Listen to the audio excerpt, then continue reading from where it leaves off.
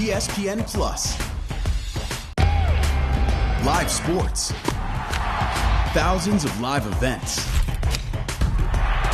ESPN Plus Originals. The exclusive home of the complete 30 for 30 library. Exclusive access. Top leagues and tournaments. And the biggest names in the game. ESPN Plus. Live sports. Thousands of live events. ESPN Plus Originals. The exclusive home of the complete 30 for 30 library. Exclusive access. Top leagues and tournaments. And the biggest names in the game. ESPN Plus. Live sports. Thousands of live events. ESPN Plus Originals. The exclusive home of the complete 30 for 30 library. Exclusive access. Top leagues and tournaments. And the biggest names in the game. ESPN Plus. Live sports. Thousands of live events. ESPN Plus Originals. The exclusive home of the complete 30 for 30 library. Exclusive access. Top leagues and tournaments. And the biggest names in the game. ESPN Plus. Live sports. Thousands of live events. ESPN Plus Originals. The exclusive home of the complete 30 for 30 library. Exclusive access. Top leagues and tournaments. And the biggest names in the game. ESPN Plus. Live sports. Thousands of live events. ESPN Plus Originals. The exclusive home of the complete 30 for 30 library. Exclusive access. Top leagues and tournaments. And the biggest names in the game. ESPN Plus. Live sports. Thousands of live events. ESPN Plus Originals. The exclusive home of the complete 30 for 30 library. Exclusive access. Top leagues and tournaments. And the biggest names in the game. ESPN Plus. Live sports. Thousands of live events. ESPN Plus Originals. The exclusive home of the complete 30 for 30 library. Exclusive access. Top leagues and tournaments. And the biggest names in the game. ESPN Plus. Live sports. Thousands of live events. ESPN Plus Originals. The exclusive home of the complete 30 for 30 library. Exclusive access. Top leagues and tournaments. And the biggest names in the game. ESPN Plus. Live sports. Thousands of live events. ESPN Plus Originals. The exclusive home of the complete 30 for 30 library. Exclusive access. Top leagues and tournaments. And the biggest names in the game. ESPN Plus. Live sports. Thousands of live events. ESPN Plus Originals. The exclusive home of the complete 30 for 30 library. Hockey Night in Canada in association with the NHL and Sportsnet. It's been said there's nothing in the world more powerful than a good story. Its power doesn't come from its outcome, but rather its unraveling. At first, it begins as a story without a genre, drawing us in, leaving us in suspension of what is to come. With every new chapter lives shocking twists and more questions.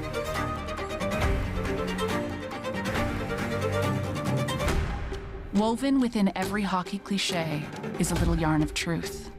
Characters acting out a narrative that either prove the ones given to them or defy them. Like the plot of a franchise that is poised to fulfill the burden of expectation, or fall short, yet again. In an era defined by pictures, how do we know the full story if we don't listen long enough to hear the 1,000 words it's trying to tell us? For instance, the twist in Winnipeg's story with the emergence of a new character. What is to come from the recasting in Vancouver and Montreal? The suspense in Ottawa that builds with every game. And then lives the unfolding of these two. Two heroes whose stories seem to parallel each other, holding an audience that lives with every word, falls with every stumble, gasping at every turn. Here it is! Scores! Sensational goal for the captain, Connor McDavid! But most strangely, the story includes us. We too are the outcome. That's the mark of this story. So sit back, because the story is getting to the interesting part. Watch it unfold, only on Hockey Night in Canada. Hello, Canada and hockey fans of the United States and Newfoundland. This is Hockey Night in Canada on Sportsnet. You want action? We've got action for you here tonight. Oh, did you see that?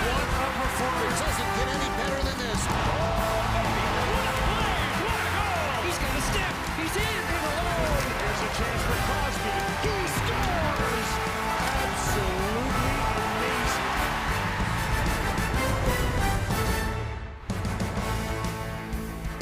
How do we say thank you to Sarah Polley as you see our actors here for Hockey Night in Canada? Sarah's extraordinary adaptation of Miriam Toews' Women Talking, up for 2 Academy Awards tomorrow night in Los Angeles, including Best Picture. Sarah used sport to inspire her cast during the filming. It happened here in Toronto in the summer of 21. There were 12 women in almost every scene in the movie. And as an example, Claire Foy had one scene, bit of a monologue. She did it 120 times to allow Sarah, the director, to get all the shots, the cutaways, the overhead angles. And to inspire the actors, Sarah kept showing them clips of the Canadians women's soccer team who were in competition at the Tokyo Olympics. And it was a constant state of making space for everyone with the soccer women. And she used that with her actors, and they just absolutely adored it. It inspired them all the way to an incredible movie. You have to see Women Talking. Canadian women won the gold, and of course, tomorrow night, Sarah Polley in Hollywood is going to win the Oscar, guaranteed. 2 Oscars. How about that? Love it. Kevin? Spoiler alert. Yeah, Kelly and Jen. It's International Women's Day Wednesday, so the floor is yours tonight. We did celebrate this week, and a chance for all of us to reflect and think about people that have been meaningful in our lives. And for me, my mom was a huge inspiration. She was a speed skater for Canada, competed at the Olympic Games at 16 and 20. And so when I was encouraged to say, well, why not? Why not you if someone else can be an Olympic athlete? And for me, it was seeing that it was a possibility and thinking about the number of stories that continue to unfold for us. It's the hard work of Christine Sinclair, Janine Becky that are working so hard for equity now. And these are the main characters and the new heroes for the future. And you think about the PWHPA that has their championship weekend in California. And for both the women in soccer and hockey in many fields, it's not just for right now. It's setting the stage for the future. So kids, athletes, our daughters can feel excitement and opportunity as they pursue their own dreams and their own goals. Amazing. To Kyle Bukauskas in Toronto. Kyle. Hey, Ron, well, despite the impressive win over Boston on Thursday, the Oilers aren't exactly sitting comfortably in a playoff spot just yet. The Leafs, meanwhile, are just trying to keep their game tight over the final 18 games of the season. They are coming off that 5-2 loss to Edmonton just 10 days ago, where Sheldon Keefe said afterwards, "We didn't play with any purpose or intelligence." They will need both of those qualities here tonight with Connor McDavid in the house. His legs look warm and ready to go, which is usually a good sign. Now, McDavid just worried about an Oiler win here tonight, but those typically tend to come with a little bit of McDavid magic along the way. Sean Reynolds, down to you. Thank you, Kyle. You get the sense this is going to feel like a playoff game in March. Why? Well, there's just so much at stake for both teams. Start with the Florida Panthers, 4 points back of the playoff line after the Pittsburgh Penguins won earlier today. They have been streaking as of late, won 4 of their last 5 games, including 3 straight, whereas the Winnipeg Jets, 4 points below the playoff line, and they have been struggling as of late, sinking, have won just 2 of their last 11 games. Their head coach thinks they've been playing better hockey as of late, but that's not going to matter if they don't start getting some results. Let's send it to Montreal and Sean McKenzie. Sean, it has been a tough stretch for the Montreal Canadiens. The injuries and the losses continue to pile up. But on a night like tonight, let's not focus on the negatives and focus on who isn't here. Let's focus on who is here. It's UP's 41st birthday, so it is a mascot party. And just like the best NHL players, these characters here don't have to say a word to put on a show. It's a Saturday night in Montreal. You always know something special is going to happen. I have nothing else to add. Let's hand it to the man of the hour, UP.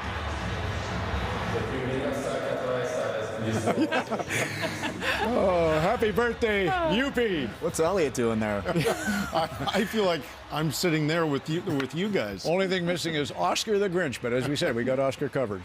Kevin. Well, hold on, I got to make sure 20 seconds is... Okay, so a lot of firepower in this game, specifically the power play, first and third best in the games. May I suggest that nobody takes any penalties today? And interested to see how Ekholm does. Ekholm was really good against Boston, Buffalo, Toronto tonight, Matthews, Martin. For Winnipeg, they've got to turn things around. I mean, puck management and capitalize on their opportunities. Coming off 48 shots against Fleury, but find a way to turn that into some wins. And New Jersey's looking to become the best team in the NHL on the road, which is unbelievable. Montreal's lost 5 straight, but only by 1 goal each game. Lastly, Sarah Pauly's related to the Darlings, Joel and Noah, drivers of Hockey Night in Canada. Big Wendell Clark fan. Sarah, good luck tomorrow night in LA. Hockey Night in Canada is nationwide next. Miramichi is the...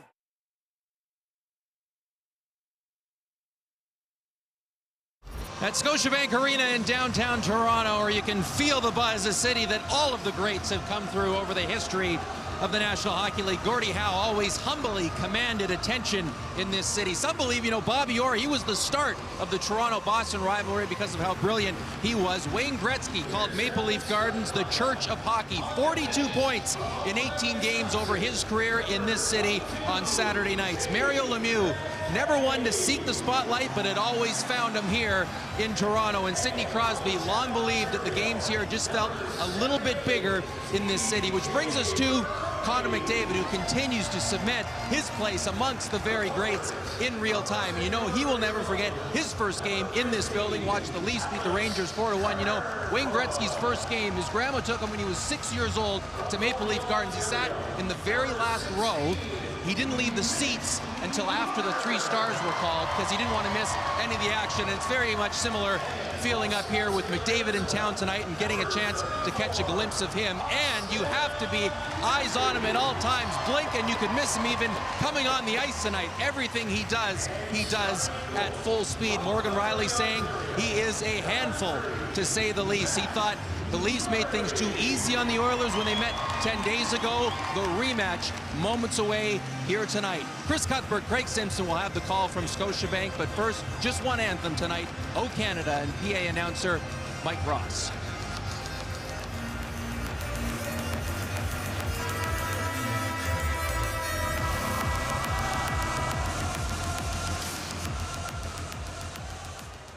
We now ask that you please rise if you're able to.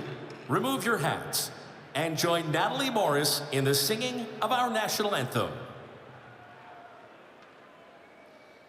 Oh, Canada, our home and native land, true patriot love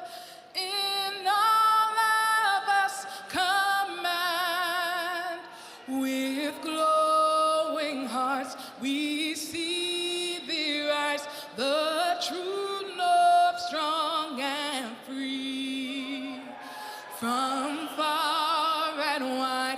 Oh, Canada, we stand on guard for thee. God, keep our land glorious and free. Oh, Canada, we stand on guard for thee. Oh, Canada, we stand on guard for thee. On Academy Awards weekend, a blockbuster matchup from Hollywood North.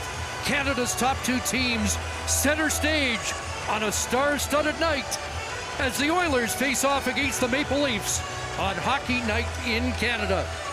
Here are the starting goaltenders. Stuart Skinner has fashioned a hometown boy makes good story this season by keeping it all quiet on the Western Front in the Oilers' net, including a 26-save victory in Boston Thursday. Matt Murray battled adversity that has seemed everything, everywhere, all at once over the past few years, looking for his first win since January 11th. Elvis is in the building. Connor McDavid makes his first ever Saturday night appearance in Toronto with a full house. He has women talking, a lot to win all the awards that Austin Matthews won last year as Top Gun. Craig Simpson wearing Tom Ford tonight. I'm wearing Jack Victor. This should be the whale of a matchup. Yeah, I love the fact that the coaches respect it as well and put the top two lines head-to-head to start this game. Hyman out there with McDavid and Kane, Kerfoot, Marner, and here's TJ Brodie leading the Leafs into the Oilers zone. Taken to the boards by McDavid. Matthews looking for a loose puck with Brodie in deep. Let's see who comes away with it. Funny hop off the stanchion. Leafs get it back. Centered in front, and Marner looking to fire it across out of the reach of Matthews. Leafs said they were anxious for a response after a lackluster performance on March 1st in a 5-2 Edmonton victory. Out west, here's Kerfoot back in. Hits Matthews, who gets the first shot directed on goal, and play stopped. And we've got our first penalty of the game, and it's going against Evander Kane. Yeah, neutral zone here. A play where Evander Kane behind. This is skate on skate. Yeah, Mitch Marner, the right skate against the right skate. Kind of a nothing play, and an opportunity after a good first shift on home ice. Leafs had 2 complete days off and then a practice day on Friday after their long 5-game road trip. And you always wonder whether you get off to a fast start here. Like so often, Chris, it's always hard getting a power play early on. Your hands aren't quite there. But what an opportunity to set the stage after, as you said, a tough start in Edmonton just a week and a bit ago. Leafs number 3 in the league in the power play. Get a face-off win from Tavares back in the lineup. First time in a week as he got the New Jersey game off. Matthews trying to hold the zone. Watched there by Ekholm. It comes to Nylander. Marner back into the skates of Nylander, who holds. Walks it in a little deeper. Finds Matthews. A touch to Riley. And Skinner the stop. Leafs up on the rebound. And it comes back to Riley. Rink wide. Marner. Matthews. Morgan Riley once again turned back there. And now Riley in deep, goes to the front of the net, and it hopped over his stick, picked up by Matthews. Ryan Nugent-Hopkins in a penalty-killing role. Ekholm tried to kick it loose, and now Janmark off the boards and out. Yeah, big early stop there for Skinner, too, taking that Matthews shot. Lead feed there by Murray, but the play offside at the Edmonton line. You mentioned Skinner getting his opportunity with the struggles that Jack Campbell's had the up and down season. For Skinner, this is 7 of 9 games, and there's through the traffic as Austin Matthews tries to go up tall. 6'4". He's got some pretty good size, and he made himself big on that one. So just over a minute left in the Toronto power play. Matthews played the first minute and 52 seconds, but The second power play unit comes on. Eric Gustafson will quarterback it. Michael Bunting in deep for Kerfoot. Around it goes to Lafferty. Kerfoot gives it back. A shot right on. Skinner looks sharp on that. Nick Bjugstad trying to pull it off the boards. Tied up there. Second attempt doesn't clear. It comes across and a block shot there by Darnell Nurse, who had the game winner for Edmonton in Boston on Thursday night. Here's Gustafson, a pass that slides into the corner. Bunting unable to come up with that. Ceci bumped by Lafferty. Nurse trying to kick it loose. And Ceci ahead, and that deflects off the stick of Kerfoot over the glass. Fans react as if that might be a delay of game. Yeah, it was deflected out, but here's a good play by Nurse. You saw him take a little peek. He knew that there was an option there for that pass, so it's one of those plays you don't want to overcommit and leave the passing lane. He was able to drag that right skate and get the pad down. Dave Manson having a little talk as penalty killing has been such a roller coaster for the Edmonton Oilers all year. 24th in the league. This early on, though, get a 6 seconds away from getting a big early kill. Face off one, but Achari gets it back, and now Camp, fourth line for the Leafs, starts because the power play has come to an end. Keane back on the ice. Camp's got it in behind the Edmonton. That centered it. Another shot scores! Noel Achari.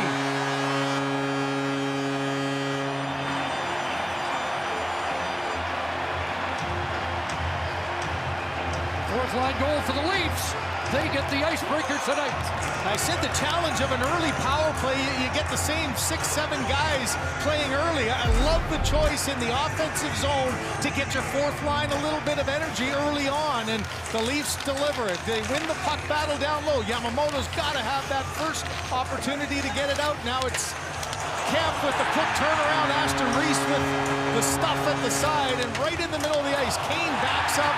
Kulak's late getting there, and Noel Achari puts that one past Stuart Skinner. Second goal as a Maple Leaf for Achari, and his 12th on the year. Here's Kyler Yamamoto, who scored in Edmonton. Checked by Giordano. Puck held in by Nugent Hopkins. Here's Evan Bouchard sending it across. Ekholm, a block, scores! Return fire by Ekholm. And it comes 22 seconds after the Leafs had scored. Oh, what a bomb that is. Look at the reaction on the Edmonton bench as Kevin Bieksa talked about Ekholm. He's such a solid player, but not necessarily one you expect to see this. A side-to-side pass, a little late getting across was Lafferty, and this one just an absolute bomb over the shoulder of Matt Murray. For Murray sitting watching to this point, that's his first shot on goal, and Ekholm just walks right through this one and puts it right at about a 3-inch hole there up and over the shoulder to tie this game right back. Sixth on the year for Ekholm, his first as an Edmonton Oiler, third point as an Oiler, and here they come back looking for more. Murray knocked into the net by Kane, stick comes loose. Leafs head back the other way, and Murray can retrieve his goal stick as Matthews walks in. 2 goals, 22 seconds early in this one, and it's starting the way we had hoped it might. Alex Kerfoot's got it. Back to Riley. Here's Riley trying to thread it into the slot.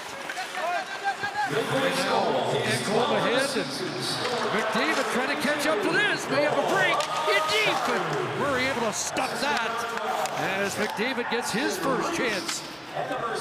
Well, that puck was rolling the whole way, just continued to speed up, and McDavid couldn't quite close in time. Smart play of Murray, just get down, take away the bottom. He wasn't able to lift that one up and over him. Nylander turns it back. Timothy Liljegren, who admitted he had a tough night in Edmonton. Stretch pass here for Bunting, lurking at the Oiler line. Now fired in from center, off the stick of Jake McCabe. Here's Tavares, lost his footing, and it's slid away. And up ahead, it's worked. Kulak pass cut off, and that pass broken up by Nurse. Tavares might have been home free. Derek Ryan's in. Here's Ryan to the net, and Murray down to cover up. 5 minutes of action and a pair of goals and plenty of chances. Well, I said early, Murray gets that first shot that finds a way by him. Now all of a sudden he's got both Hyman and Kane going hard to the net. And here's McDavid. You know about his closing speed, but watch the puck. It's just rolling the entire way down, never quite settled. And Murray just stayed tight to the corner, made sure there was no room to slide that one through. Ekholm from Bouchard and Nugent Hopkins after a chariot opened the scoring from Zach Astor-Reese and David Kampf. That Leaf line out at the moment. Kampf now with 7 points in his last 9. There's Ryan McLeod looking to center.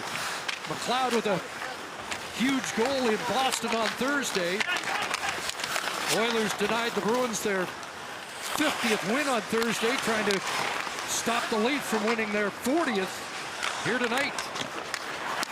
Justin Hall, who was in the midst of things in Edmonton back on March 1st. A pass intercepted by Janmark. And now big Vincent Desharnais ahead. A blast right on from Bukestad, who has 3 points against Toronto this year in 2 games as a member of the Arizona Coyotes. Nylander on the forecheck. But the Oilers come away with it. And up ahead, Nugent Hopkins having a career year in for Draisaitl. Watch there by Järnkrok. Back to the line for Bouchard. That hit traffic en route. A centering pass by Draisaitl and intercepted and fired back down into Edmonton ice.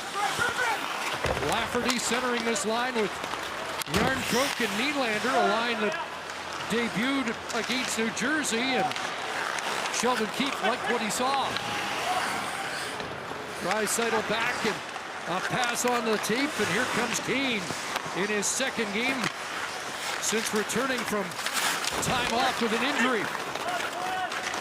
Jake McCabe up on the right side. The Leafs get to center, and Järnkrok dumps it in and completes the change as Marner comes out. Matthews knocked down a Skinner clearing attempt. Marner to Matthews. Austin Matthews from behind the goal line tried to jam that in. Back to McCabe. Here's Marner shooting, and it sticks to Skinner, who is able to cover up with Brody on the doorstep. Exchanging pleasantries with Darnell Nurse. Well, we're out of the gate with plenty of action tonight. 7:07 in.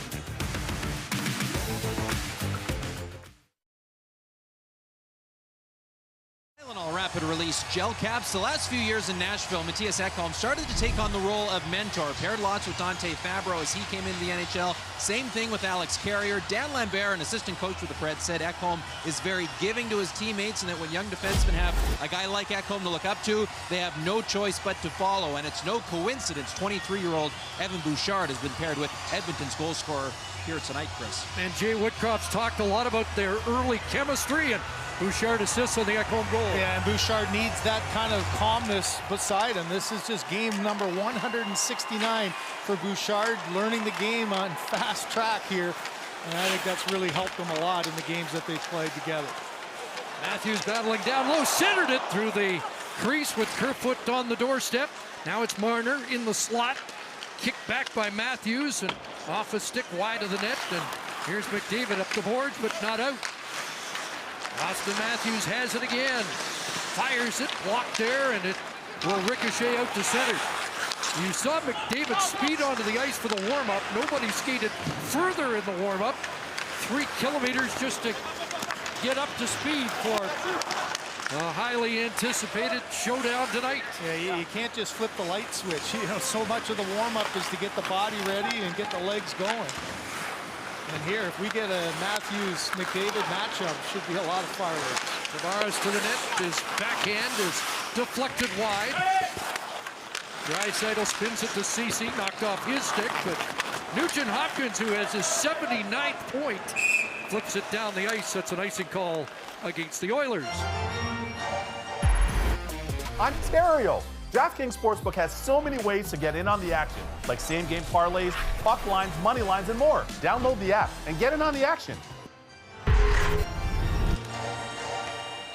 Final game of a 4-game road trip for the Oilers, and the Leafs coming back off their 5-game trip.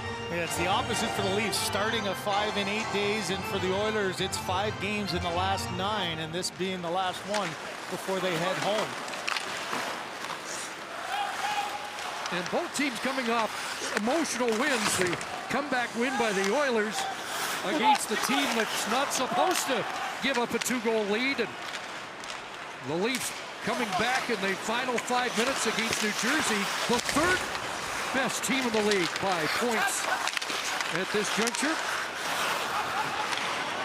Desharnais, a lead feed just out of the reach of Nugent Hopkins. Nylander turns with it. Giordano's going to step up. Here's Giordano trying to give it back, and that was cut by Draisaitl. Around off Nugent Hopkins, rink wide. Draisaitl trying to spring Derek Ryan. There's Justin Hall back for Toronto. And now Giordano comes out. Leafs deploying 11 forwards, 7 defensemen in this game. Here's Achari. Aston Reese tied up, and away with the puck comes Bouchard. Up ahead for the Oiler goal scorer, Ekholm for Ryan. Knocked off his stick as Giordano closed quickly. Murray a little hesitant in front of the net and ends up covering up. Don't miss Canada's biggest night in music, the Juno Awards, hosted by none other than Simu Liu. Watch it live on Monday, 8 Eastern on CBC and CBC Gem. Sheldon Keefe going with the 11-7, and having that 7D puts a lot of onus on what the pairs are going to be. And, you know, so often you don't mind it, but when you've got to worry about a McDavid line jumping out there midstream, or even Draisaitl following that up, that's a real challenge. So it'll be a challenge on the back end here for Dean Chenoweth to make sure you get a matchup that you can live with. And sometimes shuffling those 7 guys makes it difficult to get settled pairings. And we'll get some different combinations as well. Here's the play to the net, Murray down and stops that. There's the old adage, never a bad thing to take the puck hard to the net. Janmark does a pretty good job. This is one of those face-offs that's in play, and he's able to just get it on the second chance, drive right to the middle, and Foegele gets boxed out. Now Morgan Riley's a little late getting there. He tries to help out, but the rebound smothered by Murray. That one changed direction and ended up wide of Murray going the other way. Mentioned the different combinations. Now it's Lafferty with Järnkrok and Bunting. So Nylander may be moving up to play with Tavares on the next shift.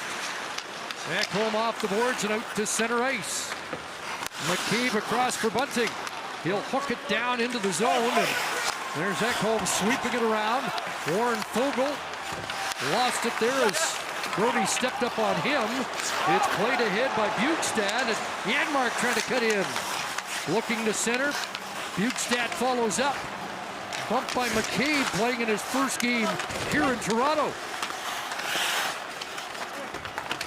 Acquired a couple of weeks ago and wasn't even in the Toronto facility until yesterday for his first practice. Things slow down as the lines change. Brody, second chance to get it deep, and Marner goes after that. Here's Marner, knocked off his stick back to center, and Hall, it's the outrace Zach Hyman. You know what, if Hall had played that, I think there would have been a too many men penalty. Smart play to let it go, because the player was not off the ice yet in TJ Brody. A little slow on the change there, or maybe too quick on the change as Matthews tries to spin away from the checking of McDavid. Cycles it back down into the corner. Working the boards is Kerfoot up against Ceci. Puck loose off the skate of Marner, but here comes McDavid.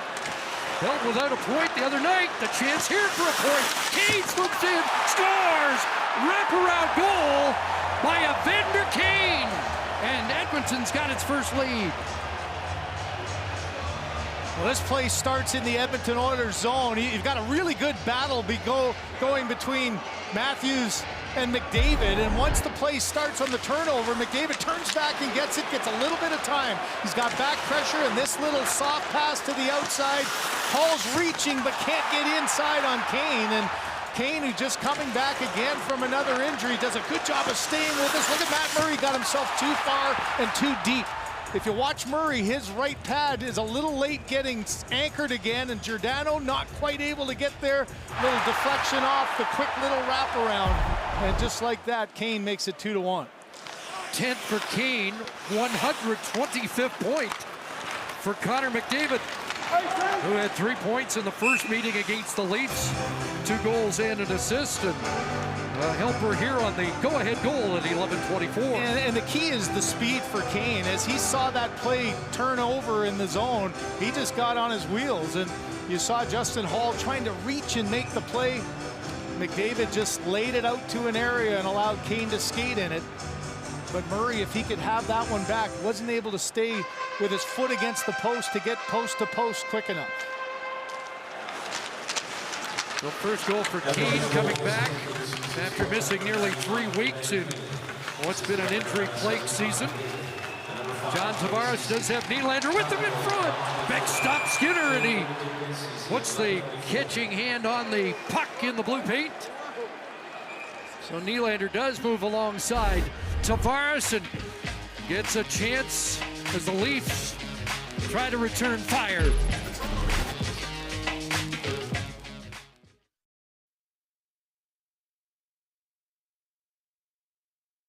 Team around last year going to the conference finals. Here's the last month's work, and the one thing that you look at going into a playoff run, it's not the offense. I mean, they've been the most dominant team offensively. Their power play has been excellent. It's the defensive side, and I think that's got to be the focus this last month. When you look at the goals against, the save percentage that Stuart Skinner has now settled things down a little bit, and the penalty kill. When you get to playoff time, you know the goals are going to be harder to come by. Hard to expect a 31% power play like they've had all year. Got to buckle down a little bit defensively. That'll be the challenge for Jay Woodcroft this last month of the season to prepare this team for the playoffs. Big game personally for him from this area. First time he has come to this rink as the head coach of the Edmonton Oilers. The leading scorer for the Markham Waxers back in the 95-96 campaign. Loose puck left in front. Nugent Hopkins just missed. Riley trying to clear it. Kept alive by Ekholm, and now the Leaf breakout. And Bunting can't get that across. Nice defensive play by Bouchard. Otherwise, Nylander is in alone. Yeah, good last second read by Bouchard. Closed the gap quickly as Bunting just bobbled the puck for a second. Got his skates in there and was able to stop that pass across. Up ahead it goes off the stick of the Leaf goal scorer, Chari. Played around the boards, and McCabe sends it right on goal. McLeod from Mississauga, and off Kulak and out. Ryan trying to get it back to McLeod, but the Leafs come up with a puck, and Brody on that left side to Camp. Send it in behind the net, and goes after it against Kulak. Desharnais pins Zach Aston Reese. McLeod trying to shovel it out of there. Camp in the middle of a 2 as big 6'7" Desharnais leans on his man. It came out in front. Well, the Camp realized he had a little more room there. Passed it away, and now McCabe up top. Achari trying to return it, and it's off the boards and out off the stick of Kulak. Just over 6 minutes left here in a fast-paced opening period. Lafferty to work. He ducks a check. It's closed off there, though, by Bukestad. Four-man battle for it. Lafferty on it. Trying to swivel away from Bukestad. Back to the line, Liljegren. And Nylander, a hot shot that went over the net. Up against the boards, Liljegren trying to hold the zone with Nylander backing him up and kept it alive. Here's Nylander swooping in on the backhand. In front! Lafferty a whack at it, and Skinner able to cover up with Nurse holding Lafferty at bay. Well, you show what speed can do. How about this? Just shot out of a cannon was Nylander, and he catches Cody Ceci flat-footed, keeps his legs moving, now gets inside, protects it, but on the doorstep, the toe gets it for Skinner.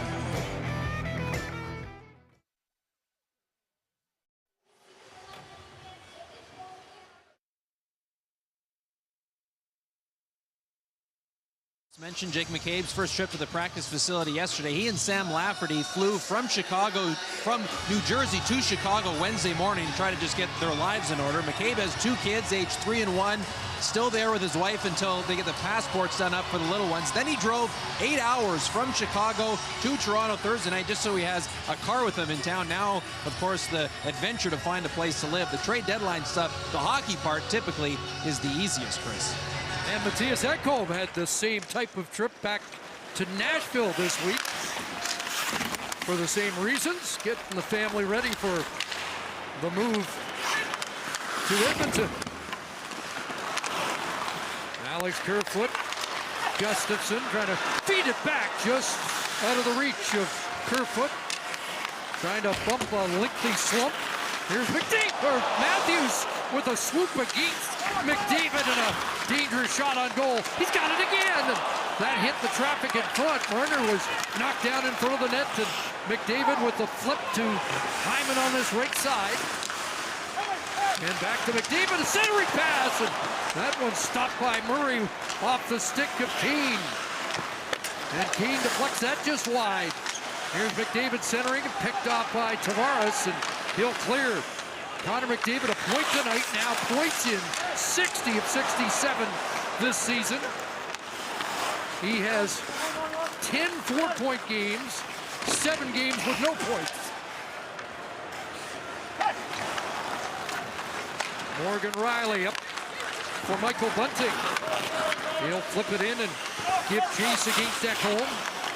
Bouchard, that pass knocked down. And Nylander trying to get loose. Plays it to a far corner where Bunting is trying to tangle up with Ekholm. Another funny hop off the stanchion, and Nylander looked to center. That ricocheted to Yamamoto, and he'll play it away. We're talking about 7 defensemen. The Leafs trying to keep Brody and McCabe as a shutdown pairing together. As it's fired back down into the Edmonton zone. Here's McCabe stepping up. It's deflected past him. David Kampf picks his way in. A great assist on the game-tying goal in New Jersey, and a helper here on the Leafs goal in this opening period tonight. Justin Hall with Giordano. Off Acciari, and Kulak back with Acciari on his heels. Now Camp on it. Here's Camp trying to center it. That's played away, and here's McLeod dumping it down. Ryan after it. Played to the near side, and Cody Ceci bumped by Acciari. Devin Shore in the corner looks for a loose puck, but the Leafs with it, and Aston Reese curls it back, wants a change. No, it looks like right now the only rotation on the back end for the Leafs has been Justin Hall and Liljegren. The other 2 pairs have stayed the same at least the last 3 rotations, so interesting to see how they try to deploy those pairings as they go along. Rielly sends it in. Nylander gets there first. Lafferty behind the net. Ceci got a stick on that. Nylander knocked down as he tried to center it, and Skinner will cover up. It's a hockey night, so let's get it. Download the DraftKings Sportsbook app and tap in with a live bet. Players are about to get a big surprise. Don't miss the twists and turns on Canada's Ultimate Challenge Thursday at 8 on CBC. Stream free on CBC Gem. So with last change in an offensive face-off, Sheldon Keefe goes with a lineup of Tavares, Matthews, and Marner. Kind of a power play type setup here with Bukestad taking the draw for Jay Woodcroft. As I said, forwards love the 11 and 7. You get an opportunity to play a lot more. You get your top guys involved, but this is one of those situational plays as they have a little talk to see what face-off to try to generate. That last change on home ice, here's your advantage. You try to get something out of it. Sheldon Keefe has said publicly he's not really fond of 11 and 7, but with the new personnel and trying to get people like Erik Gustafsson into the Leaf lineup, integrating them. It's made 11-7 the necessity, at least for the time being. And he went offensive-minded with Timothy Liljegren back with Morgan Rielly, as Gustafsson had been the partner for the last two for Rielly in that case. So under 2 minutes remaining here in the opening period. A 2-1 Oiler lead. The shots 13-8 in favor of the home side. Matthews with 3 shots, 5 shot attempts, tied up along the boards. Comes loose from Marner. Knocked off his stick, and Matthews reels it back in. Unable to cycle it deep, and Bjugstad clears. Back ahead for Tavares. To Matthews, and Marner with a shot blocked by Nurse. Leafs cut Oilers on a change there, and now Matthews trying to ward off the checking of McDavid first, and then following up, Bouchard took it away.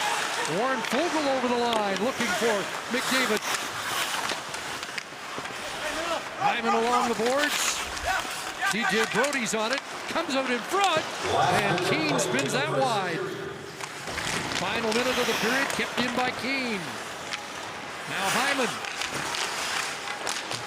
Up against Brody. Loose for Kerfoot, and he'll flip it out. Knocked away from Bouchard, and Järnkrok nearly got loose. Here's Mattias Ekholm. Stick was knocked out of the hands of Lafferty. It'll come to Kerfoot. Now Lafferty sends it in with under a half minute to go, and Stuart Skinner hoping there's not a repeat of Thursday with a buzzer beater to end the opening period off the stick of David Pastrnak with 0.3 seconds on the clock. Kerfoot will dump that back in. Knocked away from the front of the net. Here's Nylander, dying seconds. That shot doesn't get to the net. Bouchard plays it back, and the horn will sound, and Edmonton will take a 1-goal lead to the dressing room after 20 minutes. Another point, number 1. Number 125 for Connor McDavid after the Leafs had opened the scoring. 2-1 Oilers. Ron McLean in our first intermission coming up. This period brought to you by Scotiabank's The Hockey Jersey, a new hockey story to inspire the next generation. At Boston Pizza, we're always thinking of...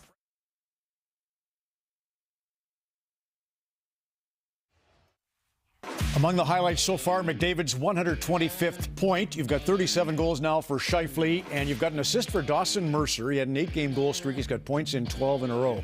Tops in the National Hockey League. Quite a story for the New Jersey Devils with Jen, Kelly, and Kevin. And on an upcoming episode, this week's release of 32 Thoughts, the podcast with Jeff and Elliott, Jay Woodcroft is the guest talking Connor McDavid. I think if there's something that happens in the play where maybe in the past we would talk about it the next day or in between periods, he's not afraid to nip things in the bud, whether that be with a teammate, whether that be with something he feels on a special team, anything like that. He is unafraid to voice his opinion. So this is interesting. When Connor McDavid came into the league, I remember playing against him in his first year. It was all about speed. He was the best skater, edge work, top-end speed, change of pace in the world as a young player. And then he starts adding to every part of his game, and he's like, you think that would be enough for him to be the best at that. But no, look at him this year. He goes the accuracy shooting, and he goes 8 for 8 in targets. Jen shows the Pack pregame about him, shooting more pucks. He's got 54 goals now. So not only is he a scorer, he's a shooter, he's a skater.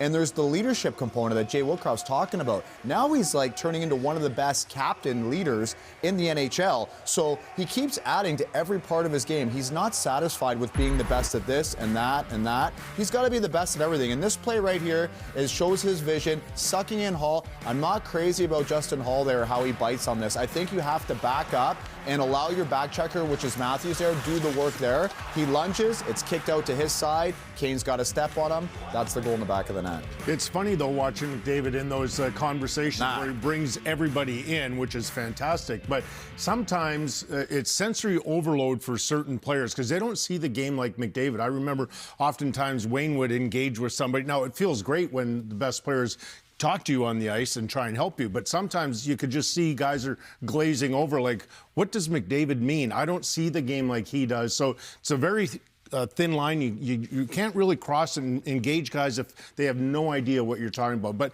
these conversations, it remind me of Boston. And I did a game in early November in Boston. They have all these huddles on the ice before every single puck drop. And I was like, okay, I don't know why teams don't do more of this. This is fantastic. And watch Bergeron. He's engaging everybody. Come on in. It's not just enough to be at the end of the bench. We have to get together and talk about this. And so I found it really interesting because it was before every single puck drop. In fact, there was one TV timeout that they still gathered on the ice. And I'm thinking, this is close to a delay of game. I know they'll get a warning. Look at them. Look how eager the team is. They're like, right? Oh, Bergeron's calling us in. I better get in. And Kevin, I did that game on Tuesday in Minnesota, and Minnesota Wild are doing that a lot now as well. It's a good thing. And you see the guys, right? It was Marchand, it was Carlo at the end of the bench. Oh, okay, absolutely. Yes. Like we're in. And this wasn't something new for them. And I think that's the piece where you have leadership, but it's the right kind of leadership and the direction and the timing on it as well for these guys to collectively That's big, Jen, because it was 2-0 Detroit at that point. Yeah. Yes. And he rescued. That was basically a timeout. He rescued it. And I think for leaders, too, it's recognizing those times. And that's what you're talking about, too, with Cal, with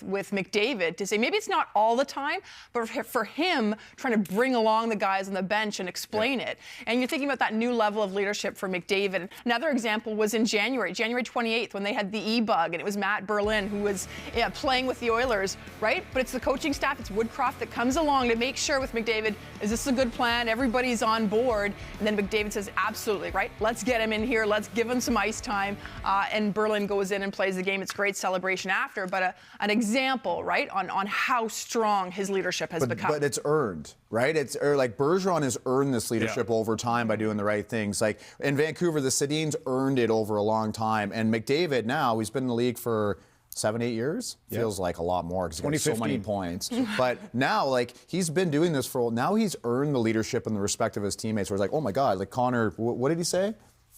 Yeah, it is interesting, though. Guys can come in with not a lot of trust and not a lot of experience in the league and really fit in well because they don't care. Like Warren Reichel was fantastic for us in '92 because he came in that first day and he was chirping all of us, and it was just like but you the probably greatest hated that as thing. an older guy. You're probably like, who's this young For the guy? first time or two, but after that, it was just like, I love this guy. He feels confident enough. What about Salt Lake City? It was Dana Adentel who said... Absolutely. And Emerald Lake? she mentioned Emerald Lake, and that's a timing thing. And it doesn't always have to be the people that are the most vocal or naturally the most vocal, right? That McDavid's learned to be more so on that side instead of just leading by example.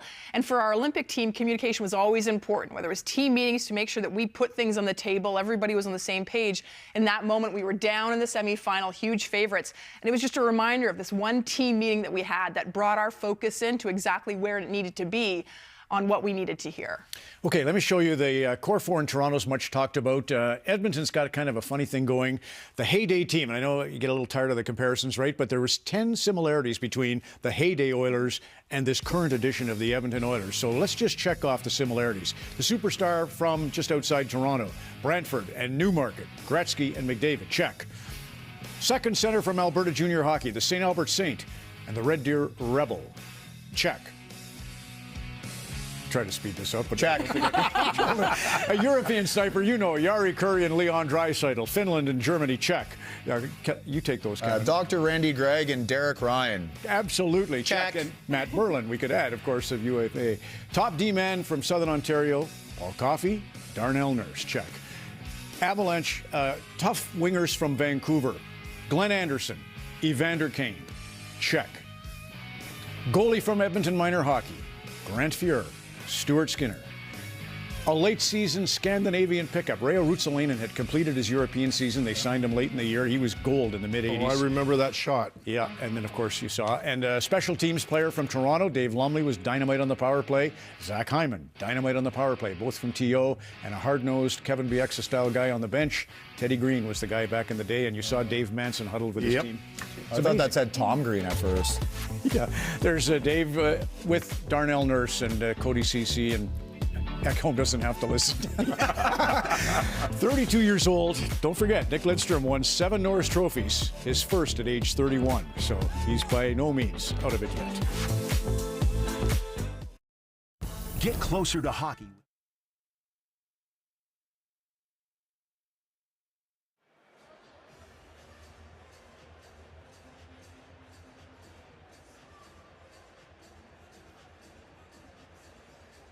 Matthias Ekholm's got his first with his new club, and Evander Kane's got his 10th. The live line in Ottawa and Toronto is 7.5. We might get a baseball game. Speaking of which, Winnipeg is trying to get out of its funk. Mark Scheifele's got 3 in his last 5 games, and Matthew Tkachuk is his 25th. The live line there is 8.5 goals, and the New Jersey Devils are the best road team in the NHL.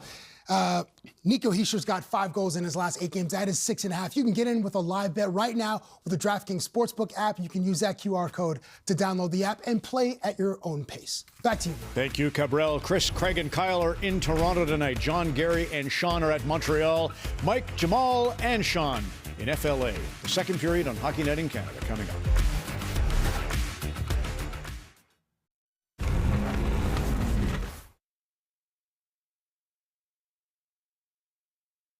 In the concourse as well. This is Canadian Samantha Waj, a physically disabled visual artist who uses primarily different sports equipment to paint with, and the results are incredibly impressive. Here she is using a hockey stick fittingly tonight. She's a guest of the Leafs as part of their International Women's Day initiative. She started working on her latest canvas around 6:30 Eastern tonight. We'll check back in later to check out her progress. And a reminder, catch special performances by Nickelback and many more at the Junos, hosted by Simu Liu, Monday at 8 p.m. Eastern on CBC and CBC Gem. Now, Connor McDavid expected to be among those in attendance at Rogers Place on Monday night. He is a noted country music fan, and the word on the street is Canadian pop-punk legend Avril Lavigne very much looking forward to seeing McDavid at the event Monday, Chris.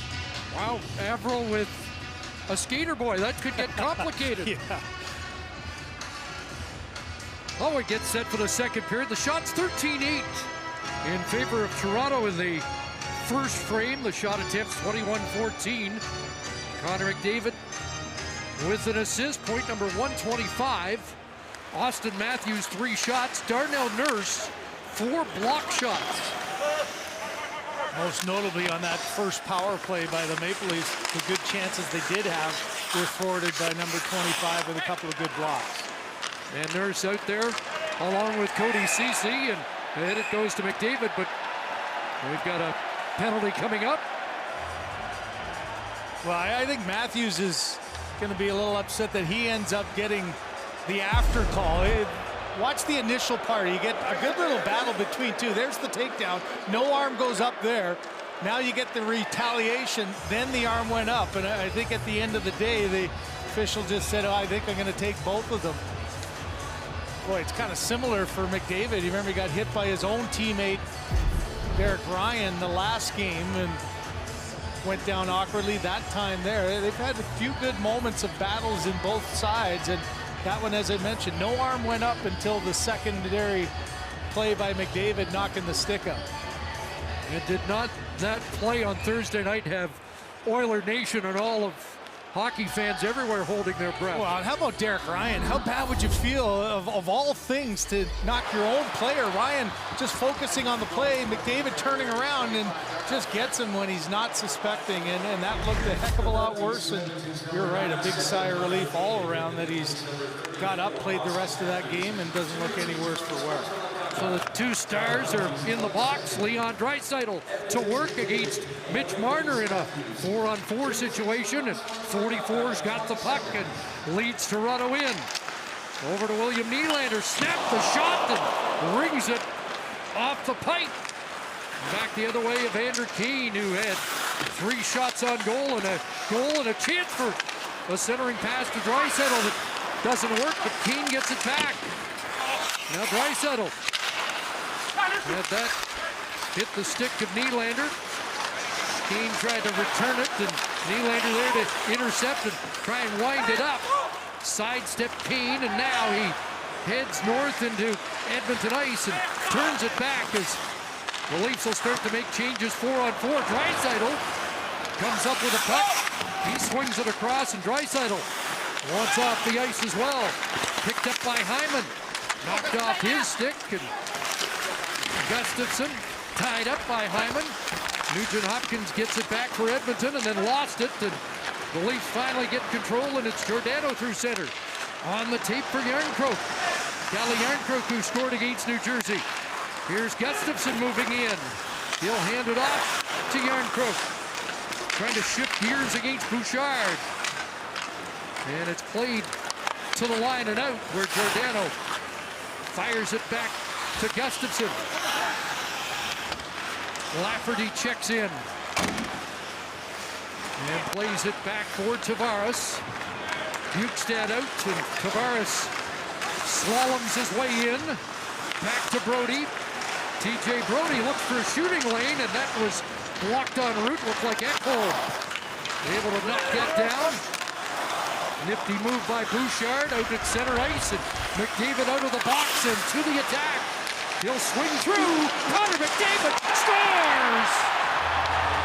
Goal number 55, and McDavid makes it 3-1. Well, the play ends with a brilliant play by McDavid, but he gets this opportunity because great poise and patience by Bouchard in his own zone. We've talked about the young defenseman, and he's already got one assist. Here's the play down low. He's getting pressured, just a little stop up. He's got his head up the whole way, and that pass creates a little separation as now all of a sudden McCabe can't close that gap, and man, McDavid just shows great patience here. His head's up the whole way. Once he realizes no one to pass to, watch the look. We've seen a couple of goals lately like this of McDavid just along the ice, looking at the 5-hole, not rushing the shot, just putting it exactly where he needed to be. That 5-hole was open, and he found a way to get it in and under. Hand pass will halt play. 37th multi-point game for Connor McDavid. 63 points at home, 63 on the road, 126 and counting. And nothing like just popping out of the penalty box, and there's the quick read, and that's something that he's really worked hard on, is the quick release and disguising when the shot's going to happen. You saw the late reaction there by Matt Murray, and that's a goal that Kevin Bieksa was saying, just honing his craft and finding different ways to put the puck in the net. Great example of it there. So Bouchard gets his second assist of the night. Bukestad also tallies a helper, and it's a 2-goal Edmonton lead. Camp unable to come up with that off his skate. Battling for the puck against Janmark. And now Desharnais will steer it in and start an oil change. Jake McCabe able to bounce off a hit to move the puck, and now Brody chops down his man, and play continues. Matthias Janmark up ahead it goes, and in comes Darnell Nurse in front. Matt Murray with a clutch stop there on a redirect with Foegele going to the net. That's a big save for Murray to try to settle things down here a little bit. You're already down by 2, and now just the play in the neutral zone, bad gap off the blue line by the D. They allowed that entry easily. Now it's from the outside to the middle drive, and that's great positioning. The glove up and over the pad, and in a good position as he comes out and able to handle that deflection, as Foegele couldn't quite get it high enough. Draisaitl against Matthews on this face-off, but Draisaitl waves, so Nugent Hopkins to do the honors, and the Leafs control. Out comes Kerfoot over the line, chops it deeper. Matthews lost his footing, played to the line, not out. Here's Hall shooting and looking for a deflection, and that will stick to Skinner. Well, Connor McDavid, he set off the opening, just the focus of this year, trying to leave no doubt. And here's the 5 players who have led in goals, assists, and points in the National Hockey League. No surprise on the ones to the left of McDavid there. Howie Moren's the other from way back. But for McCabe there, you can see just the hesitation and the speed to the outside, the head up the entire way, and finishing there, 55 on the year as he looks to get to 60 in a hurry. There's Marner trying to get it to Tavares, who's up on a line with Matthews and Marner. Taps it to Marner. Hands it off to Hall. Here's Hall right on, a big rebound, and it slid past McDavid. A shot by Marner, deflecting wide. Morgan Riley moves up. Tavares to Marner and back. Here's Tavares trying to center. Matthews picks it up, tries to jam it, and Skinner didn't give him anything to shoot at, and the puck played out to center ice, and Hyman will get it deep. And Evan Bouchard gave Matthews a pretty hard cross-check in the ribs there, too, as he was tight to that net. It's a couple times Matthews has tried to find something on the wraparound, his play from behind the net, maybe catch Skinner looking for a pass in the middle, but he was able to hold on. There's the challenge now for a guy like Bouchard. You're playing against top players defensively. Here's on the end of the play, and just make sure he doesn't get a second chance. Matthews trying to hold his ground, unable to get to that rebound and clear it away.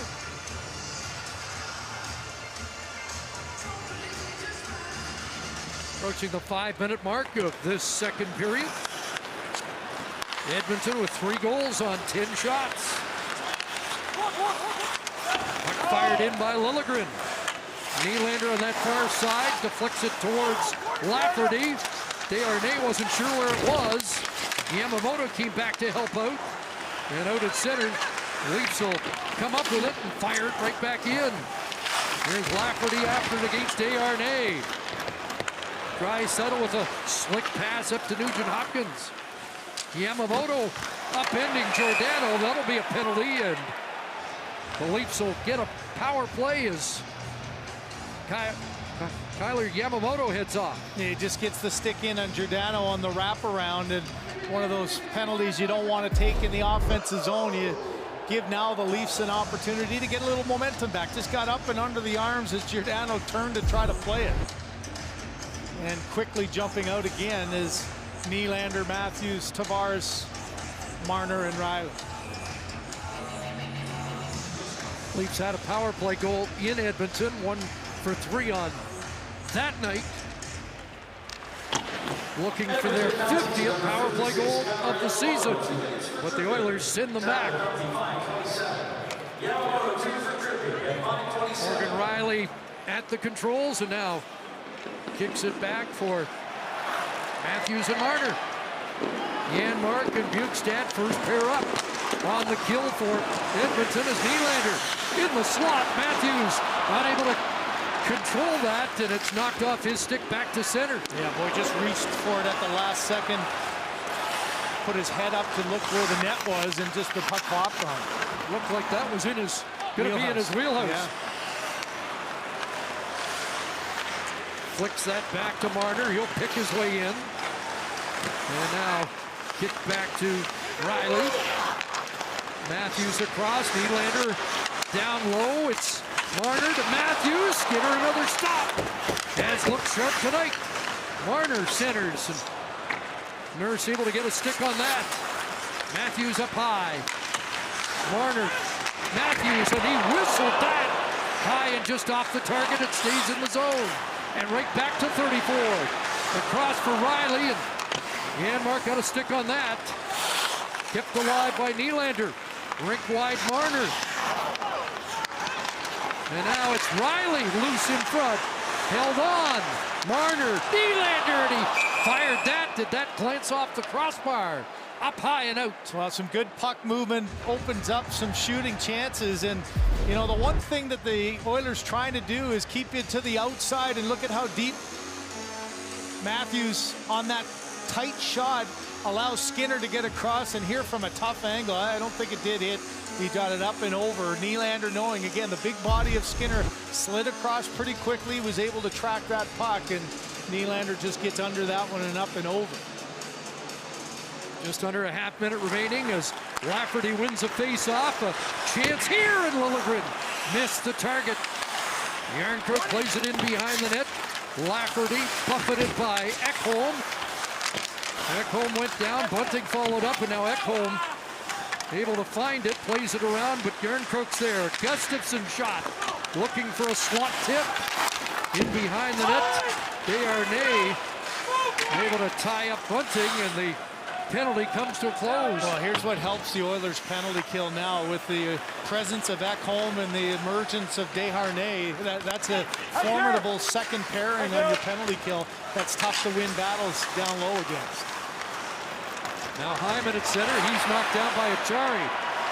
Dave Woodcroft was talking about just the size of people like Ekholm, Bjugstad, Desharnais, and sometimes even on the kill it looks like they've got 5 guys on the ice. They're so big. Here's Zach Hyman in. McCabe breaks that up. Plays it off the boards. Achari swats at it and skating onto it, Aston Reese. Leafs starting a change. Past 8 minutes of the second period. A 2-goal Edmonton lead and a 2-point night for Connor McDavid. Hyman to Draisaitl. Back to the line. Ceci had just stepped on.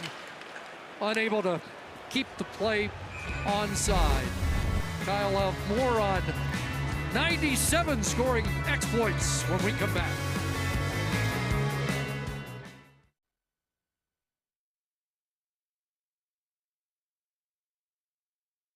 McDavid before the season. This summer, I said to him that he needs to score 60 goals because I know that he can. And I think he should be every year. He's just that unselfish. And clearly the message got through, up to 55 goals now. You heard the clip of Jay Woodcroft in the intermission talking about McDavid's leadership growth. That, though, that's what's been most impressive this season to the Oilers coaching staff, Chris. Kyle, I was interested in Leon Draisaitl's interview prior to the game, our pregame show, where he talked about it being a competition. Obviously, it's a friendly one, but they've brought out the best in each other, haven't they? Well, you think of the 1-2 punch with Gretzky and Messier and how they pushed each other hard.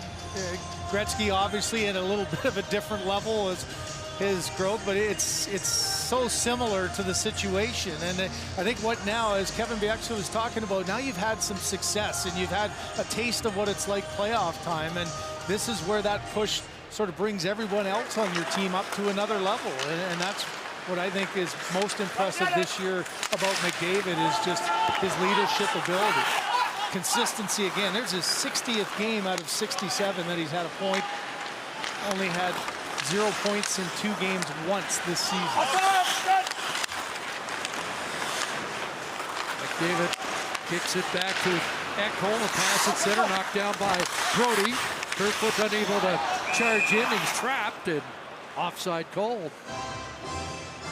Again, just the ability to push each other to another level. You know, both these teams, you look at how important it is to focus on, okay, you have great individual seasons like Connor McDavid is again this year and Austin Matthews did last year, but both these teams are focused on, okay, what can we do when it matters the most, and building towards a postseason. And you can see both players have really focused their seasons on having that leadership and focusing on the team goals as opposed to the individual ones. There's McLeod knocking down Bunting on the far side, and more that's going to be an interference call. I think he got a battle of both, as Bunting's giving a little smile. He didn't think he should have got one. Another time, a little jostle back and forth. They trade a few cross checks. Now as it goes in, now you've got an interference call there. And there's where Bunting, much like the McDavid-Matthews one, the first play was not called. When the second one happened, the official decided to get both. There's exactly the same thing. A couple of cross checks let go, and then the interference afterwards. Neither coach. Nobody likes it. Nobody in the stands likes it. And after showing the replay, they're not happy in the building. It just seems Michael Bunting hasn't been able to get a call in the last month or so, and I think maybe there's a message in that, isn't there? Well, this should be fun, though. Look at the bodies on the ice now. You got... Yeah, the last 4-on-4 had McDavid and Matthews in the box. This time they're on the ice, and Matthews' pass broken up by McDavid, and away go the Oilers. Nurse, rink wide, Leon Draisaitl looks back across for Darnell Nurse, and played it off the glove of Murray in front of the net, and now Matthews will turn it back, and Marner goes to the attack. He's got Morgan Rielly, and hopping up is Gustafsson. Erik Gustafsson still with the most points by a Leaf defenseman. It's a chance for Rielly, and he whipped that wide, and the Leafs have missed the target on some good looks tonight. Oh boy, and Morgan Rielly looks skyward. Just good quick puck movement from side to side, opens up the lane to the net as 4-on-4. Look at head on a swivel as Nurse goes into the middle. Inside position did Rielly have, and he tries to go up and over the glove. A little back pressure. McDavid didn't get a piece of it, but Skinner's glove just did get enough of that one and might have stopped that one. It might have had a chance to go in, but Skinner able to get a piece of it. So Skinner's made 18 stops already tonight. 26 of 28 in the first meeting against Toronto, and the same line in his victory against Boston. 26 of 28 against the Bruins. Nylander wins the draw. Justin Hall's got it. Hall for Tavares. Watched there by Ekholm, who stumbled. Able to recover to tie up Tavares at the side of the net. Here's Bouchard helping out his defensive partner and getting it back to Mattias Ekholm, who has his first Edmonton goal tonight. Up ahead, Big Bukestad over the line. Turned it over, and now Justin Hall starts back. On the move is Lafferty. Speeding in. Back for Hall. In deep. Giordano now takes over against Bukestad. Around it went, and off the bench comes Järnkrok as Tavares was heading off. Yeah, Järnkrok almost tripped over the linesman too, and just able to barely keep that puck in because of it. Couple dozen seconds left, 4-on-4 as Keane works his way in. Taken out by Liljegren, who he knocks down. And now Timothy Liljegren looks up ice. Too far for Nylander. And Darnell Nurse, who was the captain of the Sioux Greyhounds when Sheldon Keefe was coaching, feeds it ahead to Nugent Hopkins. Penalized players have returned to the ice, and it's picked off here by Marner with Michael Bunting, and now Matthews steps up, unable to take that pass, and it slides harmlessly to Skinner, and Bunting now in the corner as we have a little bit of a disturbance. Darnell Nurse, McLeod, and Bunting all involved. So past the midway mark of the second period here in Toronto.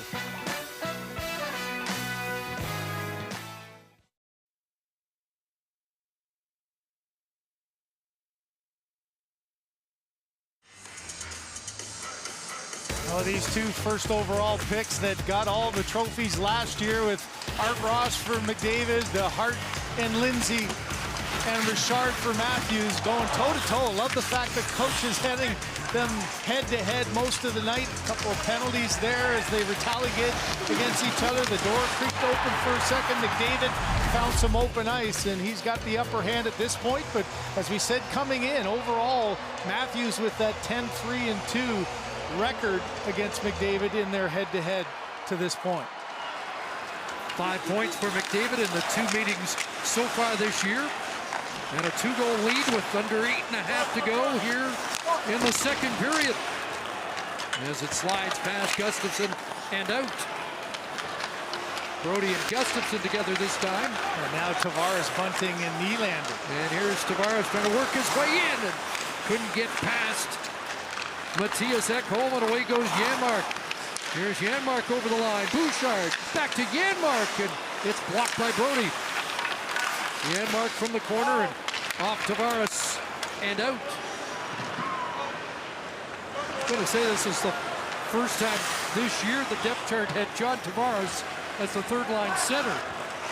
Yeah, and you know, in a game like this that you're behind, sometimes you need just a little strew of shift after shift, getting some offensive zone time and change the game a little bit. And that can be a little bit more difficult to do when you don't have those set lines all stuck in place. Marner redirects that. Kerfoot onto it. In deep, but too deep to get a shot away. He'll turn it back. Tracked all the way by Ceci. Hands it off to Matthews.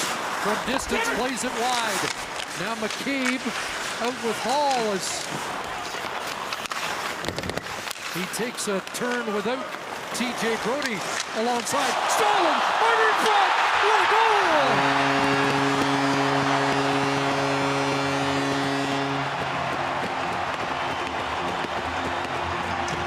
Mitch, Marner magic, and the Leafs are within one. Yeah, what a set of hands here by Marner.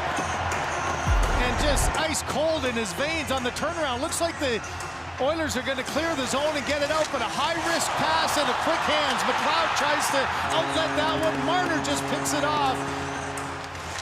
But the key here is the little turnaround. And how about that quick hands as Skinner, not expecting this one to come back at him. Marner takes him one way, knocks it, the quick little spin around. Skinner goes out for the poke check, and then off the post, off the other, and back in. There's the life that you're looking for. And as he has all season long, Mitch Marner supplying it. Unassisted, 12:56. Marner hits 80 points for the third time in his career. There's a loose puck in front, and Murray stretched out. Unable to reach that was Hyman, as the Oilers almost replied in rapid fire again. First Leaf goal was answered in 22 seconds.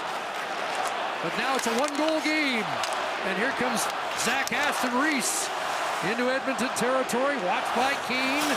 Achari hit on the inboards. It's picked up by Kemp. He'll try and cut away from Nurse in front. And Nurse able to get a stick on that to break up the Achari shot. Now it's picked up by McDavid, and he heads north. Back into Leaf ice. Up against Matthews, who's come on. Matthews able to bump him off the puck and come away with it. And now Liljegren up at center ice. Achari able to play that, looking for Nylander. Broken up, but away goes Fogle.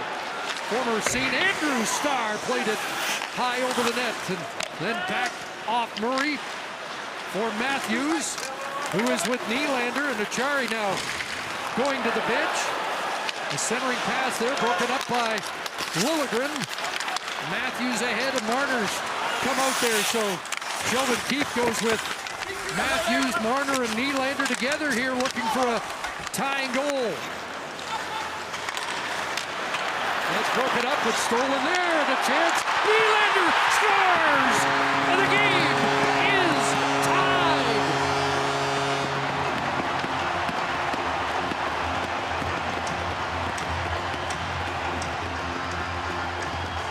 Well, it's Nylander with the goal, but it's Marner's stick again that is the difference.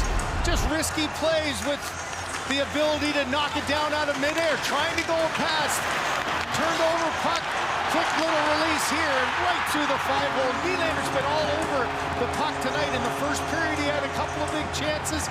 Earlier in this period, he went high and up and over. This time, quick release between the 5-hole. You just see the stick not quite in the middle for Stuart Skinner.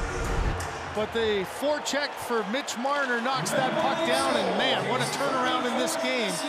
The building has life, the Leafs have life. We got ourselves a hockey game. 2 goals in under 2 minutes, and William Nylander matches a career high with his 34th on the season. And there again is a good play by Sheldon Keefe. You saw the juggle of the lines a little bit. You saw the goal give the Leafs some life, and that trio ends up tying it up as Nylander, who hadn't scored in 5 games after a good hot streak. That was his longest slump of the season. Ends up with a huge goal to tie the game.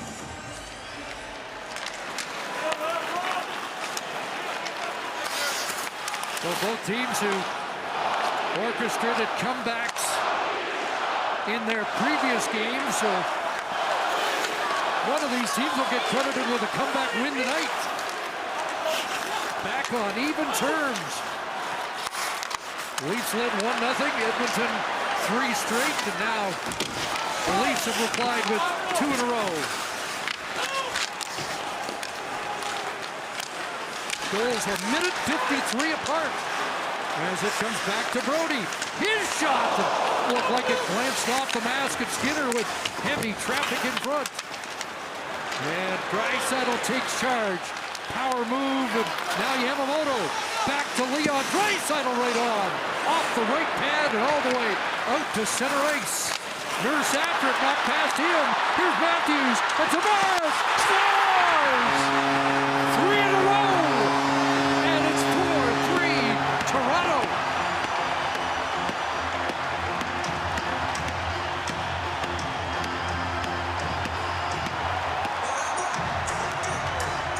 The Leafs at their best have a great ability to turn pucks over. Watch the stick here again by Matthews. A little lift of the stick on Nurse. A release by Matthews. Looks like he's going to shoot. You can see Skinner bit in. Tavares just goes, opens himself up, and then a quick release up and over the glove.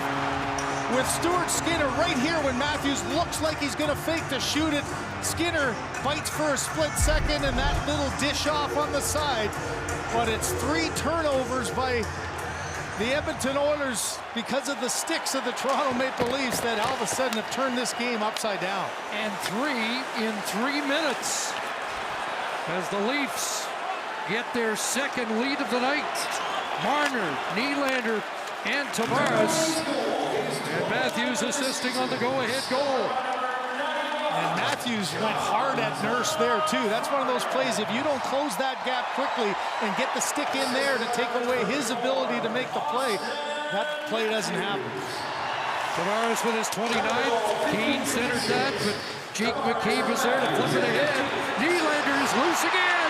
Fired that and missed glove side. Kept in by Kemp. In for Marner. Nylander heading off as Marner spins it back, cycles it for David Kemp. Giordano loose in front, and it deflected in on Skinner, and he'll cover up. Huge second period splurge for the home side as the big guns start firing. 4-3 Leafs.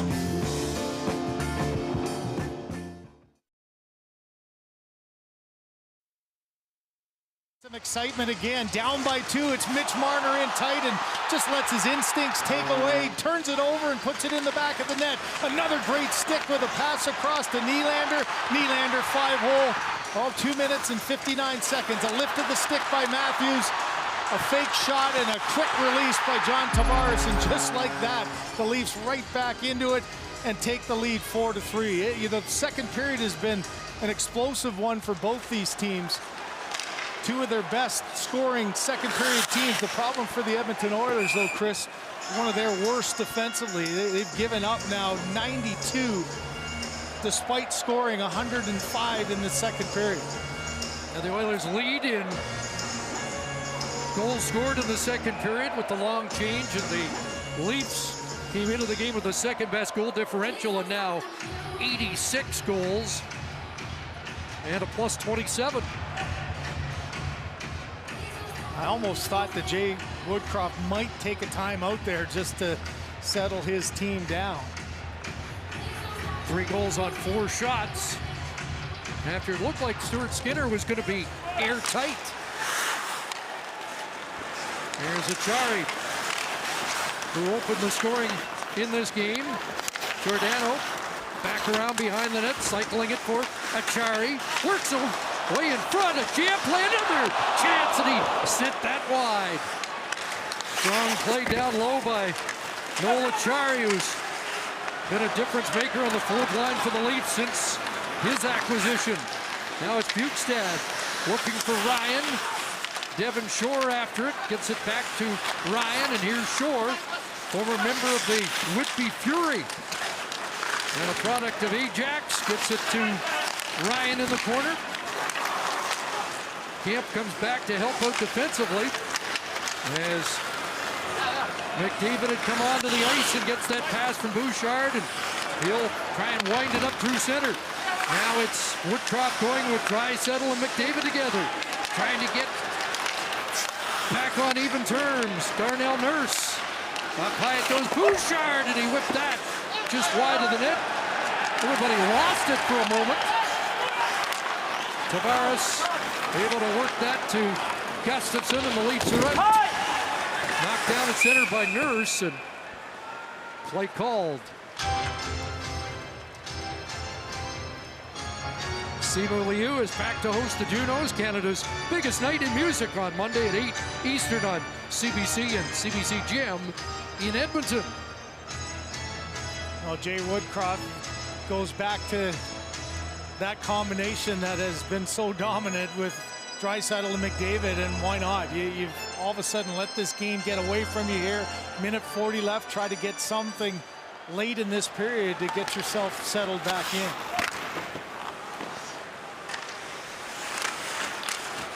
There's Marner with it, up into there by Nurse. And that will give the Leafs a late second period power play. And Mitch Marner's just been all over it, hasn't he, in this period? He started the comeback with a good stick, and here just trying to drive, and that's one of those plays where the stick of Nurse, does it go right? Yeah, right between the legs. Nothing really Nurse intending to do. It's the errant stick, and there's a power play opportunity to just give a little bit more of a cushion here. And, you know, there's times when your power play can give you life. This is one of those times that you have to bear down, though, and you know that the Oilers can score coming in late, so try to get another one to end this period. Mentioned McDavid was 60 games with a point. Marner now 55 games with at least a point. He has 2 in the game and looking for more. It's centered for McDavid into his skates. Janmark battles for it. Marner got it back. Able to hold the zone. Nylander shooting. Not sure if that glanced off Matthews in front or off Skinner. A centering play. Scores! Power play goal. John Tavares.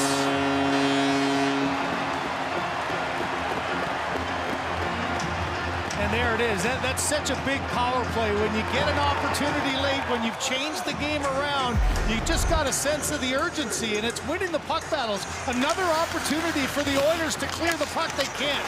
And it's Marner who keeps it alive, and then Marner again from the half wall gets a little bit of open ice. This is a risky pass that could have easily gone the other way. Instead, you get a little bit of a break. Ryan Nugent-Hopkins off his skate, and then a quick little turn by John Tavares in that middle area makes this a 2-goal game. Second of the game for Tavares, his 30th of the year. So the Leaf captain hits the 30-goal plateau for the 6th time. And the Leafs have scored 4 in a row. They erase a 2-goal deficit and have built a 2-goal lead into the final minute of the second period. McDavid and Draisaitl trying to make something positive happen before the end of 2 periods of play. Kerfoot knocked down by Kane. McDavid helping work over Kerfoot. Desharnais across, Kulak right on, and Murray able to stop that, and Fracas in front. First starts to fly, and here's McCabe dropping his gloves with Kane, and just about everybody getting involved. Well, some great battles just protecting the front of the net by TJ Brodie, not allowing McDavid to get into that tight area around Murray. And at the end, it's Kulak here. He's almost trying to delay and wait until somebody's there. No chance for it, and you know for Evander Kane, he comes right after as McCabe engages him. You know, you've seen the period turn around, and for Kane at least, maybe just trying to get a little bit of a spark. But you look at the 2 newcomers for the Maple Leafs in Lafferty and McCabe just standing up and doing what they were brought in here to do as well. And that's one of the reasons McCabe has endeared himself to the fan base as quickly as he has. 27.5 remaining in this second period. And a face-off to the right of Murray.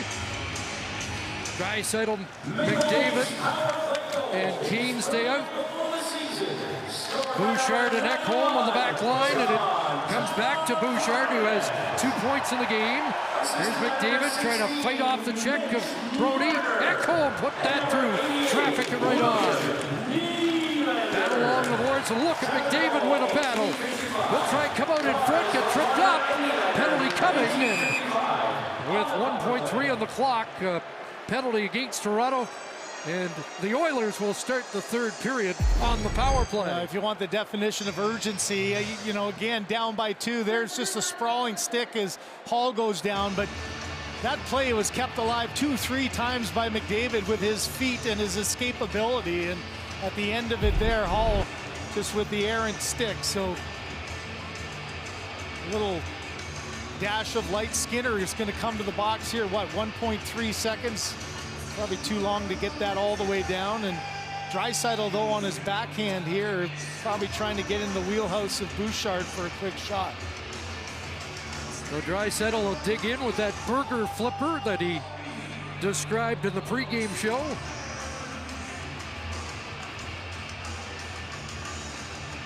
Four Oilers were flanked to the left, and now McDavid moves in behind Draisaitl.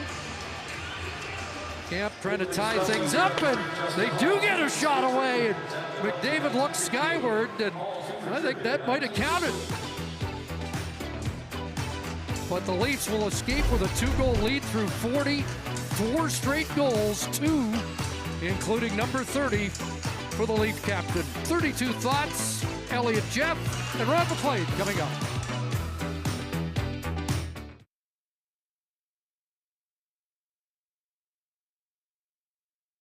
Thoughts presented by GMC and the new Sierra AT4X. Jeff Merrick, Elliot Friedman. And Elliot, Steven Stamkos, what's happening?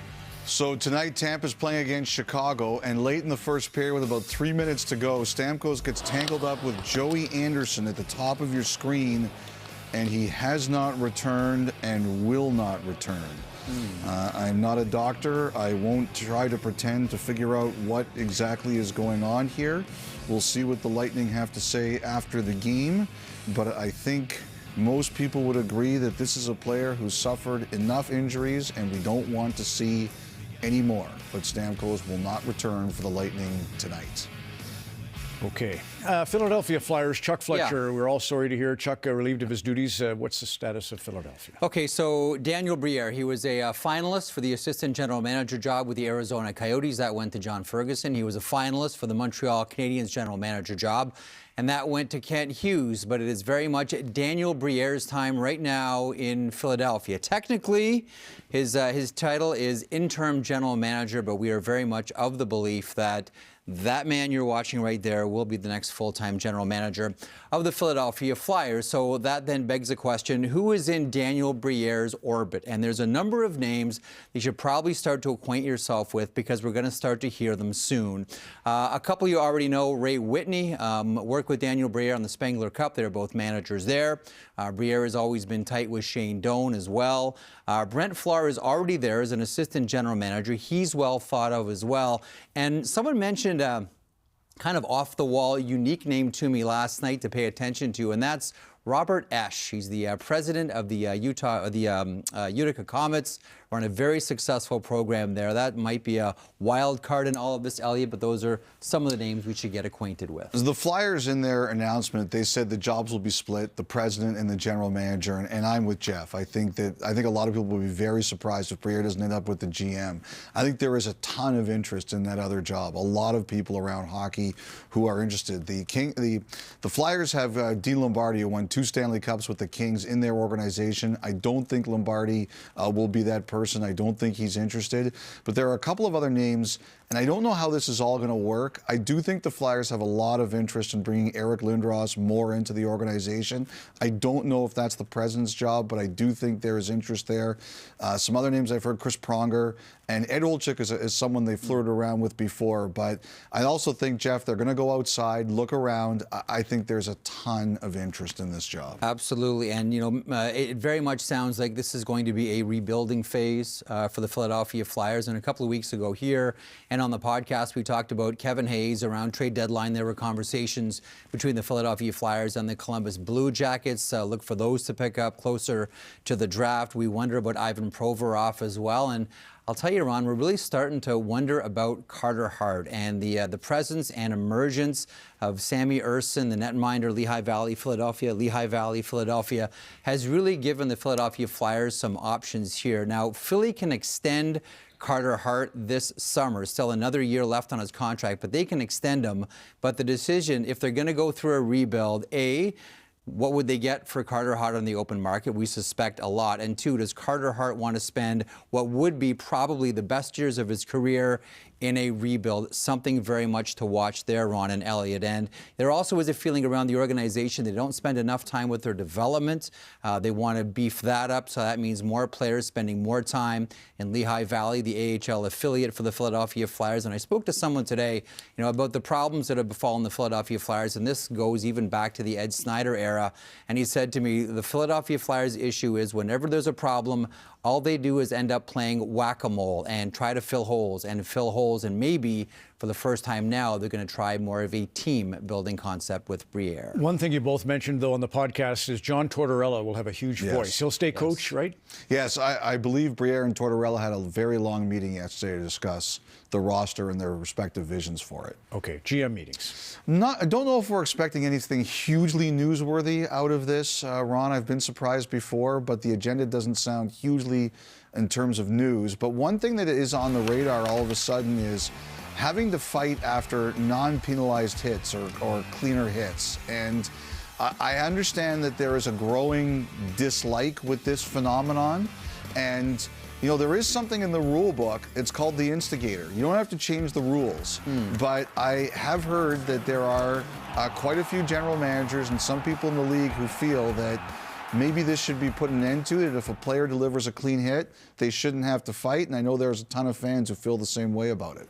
You know, there's another thing that we talked about on the podcast for the general manager meetings is the idea of the three-way trade right now, specifically with one team holding money for another. And there have been some awkward moments, some tricky moments between teams, whether it's the Bonino deal, San Jose, Montreal, waive the no trade, get to Pittsburgh. You know, I think there might be a conversation at the GMs about what to do about this. As of right now, it's not officially on the agenda, but a GM can certainly raise it. And someone I talked to today said, you know, might be about time that we clean things up. We've used a trade call going back to the Eric Lindros trade back in 1992. Maybe we need to update the way we do this. All right, Eric, you're in the news. Good luck with everything. And you talk about salary money. How about $24 million in the penalty box in that game in Toronto with McDavid and Matthews? We'll come back with the panel and their assessment of our 3 games in a moment.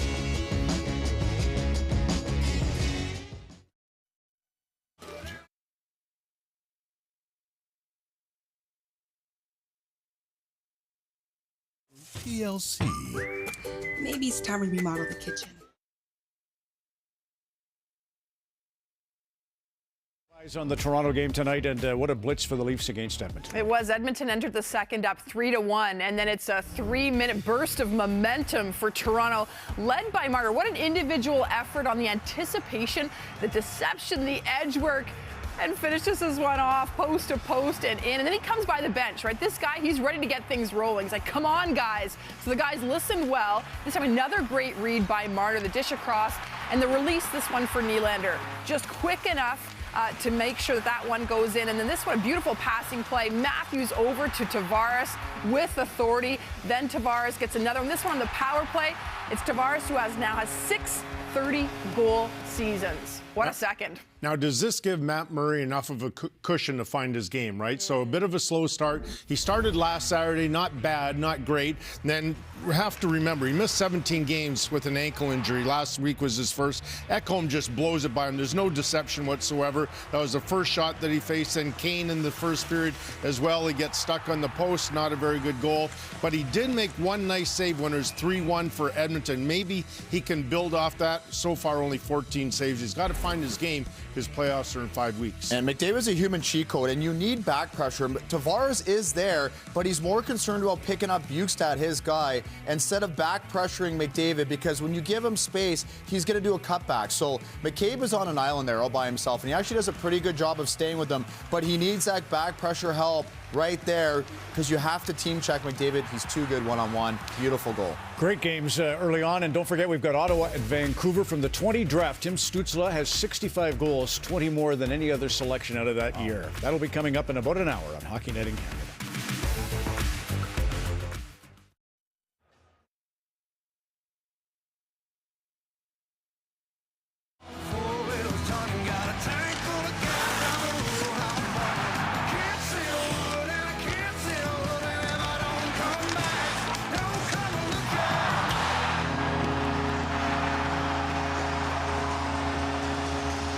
There's John Tavares, who first heard Connor McDavid's name long before he was making headlines across the country. He points to the All-Canadians Mentorship Cup in 2012. Tavares was a special guest coach, got to help run McDavid's team when he was Bantam age. He was fascinated watching him up close then, how he's managed to take those massive expectations that followed and continue to exceed them. 1 goal for McDavid in the second, 2 for Tavares, 5 total. Tavares said yesterday this was going to be an exciting challenge, and it has been just that through 40 minutes, Chris. Stars have been shining. It's been a spotlight game, and nobody's disappointed. And I don't think anybody thinks this is over either. No, you get a feeling that there's a few more goals to be had. And, you know, the one thing, this power play has been to ridiculous levels for the Edmonton Oilers, not just this year, really the last 4 years, but here you have a chance to get yourself right back into the game. And a power play, Chris, that 21 times this year has scored 2 or more. So you don't want to give them another chance, and you have to try to bear down here. You know that 97 will be flying around trying to cut this one to a 1-goal game. Trying to get some momentum back here early in the third. And here's McDavid gaining the zone. Back for Nugent-Hopkins. Ryan Nugent-Hopkins down low, and McDavid takes a look. Feeds the point. Bouchard across. Nugent-Hopkins into the slot. Draisaitl to Bouchard. Gets it back and fired that. Deflected off target. Draisaitl with the retrieval. Ryan Nugent-Hopkins back behind the net. Giordano got a stick on that.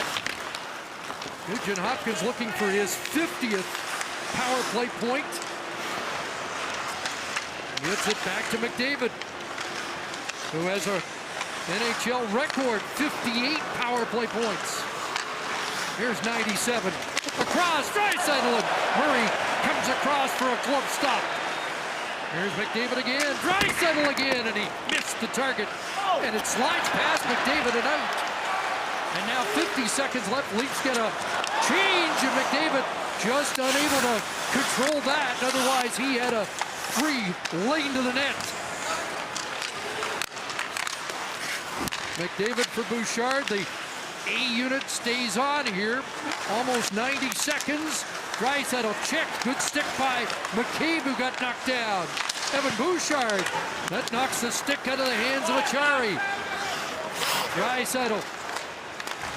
Down low, a jam play. Murray the stop, the rebound. Still loose, and Murray with McDavid banging away at the glove, able to hold on. Well, quite a bit of rotation of this power play. At one point, it was McDavid on that right flank, and then he rotates up and gets Draisaitl where he normally is, and Draisaitl tries to get down on his knee to get a piece of this one, just gets it away, and nice glove save by Murray sliding across.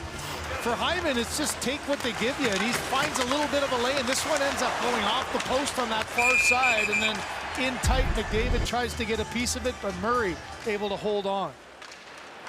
Well, the only way to stop the power play is to just not give them any power plays. And Edmonton's been held to one power play opportunity in each of the last 2 games. 3 shots with a man advantage, but back on the ice is Hall.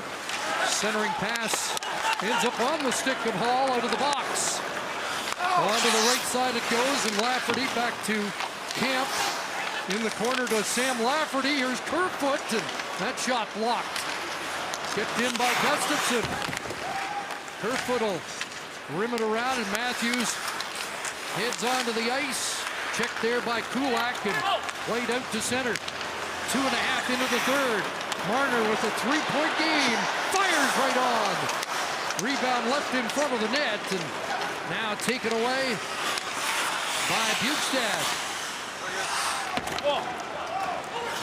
Puck slides in, and we'll watch to see how much we see of Ryan McLeod, who had that giveaway late in the second period that really changed the complexion of this game. He got a chance on the end of the second power play, at least an opportunity to try to get it back. And you know that'll be the focus. Try to shut the door if you're Stuart Skinner. You know this Edmonton team's got the ability to score in bunches, so he's got to be the guy who just shuts the door and gives them a chance. McCabe stood up on Yamamoto. Here's Nylander, ducked under what would have been a heavy hit there, and it's played back down as Ekholm and Nylander get untied. Here's Tavares. Pair of goals in the game. William Nylander's got it, trying to ward off the check of his old teammate, Zach Hyman. Nylander got pumped off the puck, and it's taken away by Janmark. Here's Janmark across McDavid, and play has been halted, an injury at the other end, and Desharnais in difficulty. That negates an Oiler chance. I think you're getting, again, coincidental penalties. Desharnais and Tavares battling. Look, happened in the corner here. A couple of little cross checks in front. Stick down low, stick in between, and there's the slash to the hand. Well, we've seen it 3 times now. The officials have let a couple of things go and then at the end call them both. And Desharnais arguing his case here. He didn't get the call early on, and he got the retaliation call to the slash to the hand. So some more 4-on-4 hockey, which again, Chris, will make things interesting with the talent that you're going to have on the ice. So Desharnais cross-checking. John Tavares with the slash call. You see a little wrap on the right hand already of Desharnais, so dealing with a little hand injury, and he's not happy about getting another slash on it. So it's McDavid and Draisaitl once again. Matthews and Marner once again. And Oilers get control on the offensive zone face-off, but Matthews knocks it out to center ice. Kulak and Nurse, the defensive pairing for Edmonton. Morgan Rielly is with TJ Brody. And here's Darnell Nurse in. Draisaitl checked by Marner, and the Leafs head north. Here is Rielly with Matthews. Stopped by Skinner. Chance there for the Leafs, and now McDavid turns it back the other way. And hits Draisaitl, the trailer. Trying to weave his way in. Nurse, McDavid, Draisaitl, and he fired that off target. And it ricochets all the way back. And he had some room there too. That was, again, a shot that looked like McDavid might take it. Murray was out high in his crease, and there was about a quarter of a net there, but Draisaitl missed to the right. Now Bouchard ahead. Ekholm, rink wide. Nugent Hopkins fell and unable to get a shot off. Ekholm's got it, far side. Ryan Nugent Hopkins trying to get away from McCabe. Centered, and a weak shot by Ekholm on a nice effort by Nugent Hopkins, stopped by Matt Murray. Well, these two good offensive teams trade chances as Matthews goes hard to the net, just puts a stick to an area, the quick little deflection out the other way, but then you know coming back, you're going to give up a chance. McDavid with the fake shot, pass across. Look at, there's almost a half a net there as Murray had to once again respect McDavid taking that shot. Draisaitl just couldn't get the sights on target. David Camp wins the draw cleanly. Gustafson with Giordano. Under 40 seconds left, 4-on-4. There's McLeod winding up. Ryan McLeod for Yamamoto. Here's Skyler Yamamoto handing it off to Bouchard. Ekholm crisscross, but Bouchard holds. Now McLeod gives it back. Bouchard in front. He had Yamamoto backdoor, but Gustafson there defensively. Now David Kemp over the line, knocked off his stick. He'll reroute back to the Leaf bench, and now the teams return to full strength. John Tavares stays on the ice. 5th multi-goal game for Tavares this season, 60th of his career. And now another penalty. Nurse takes down Bunting, and a high stick, and they're going to check to see if it's 2 or 4.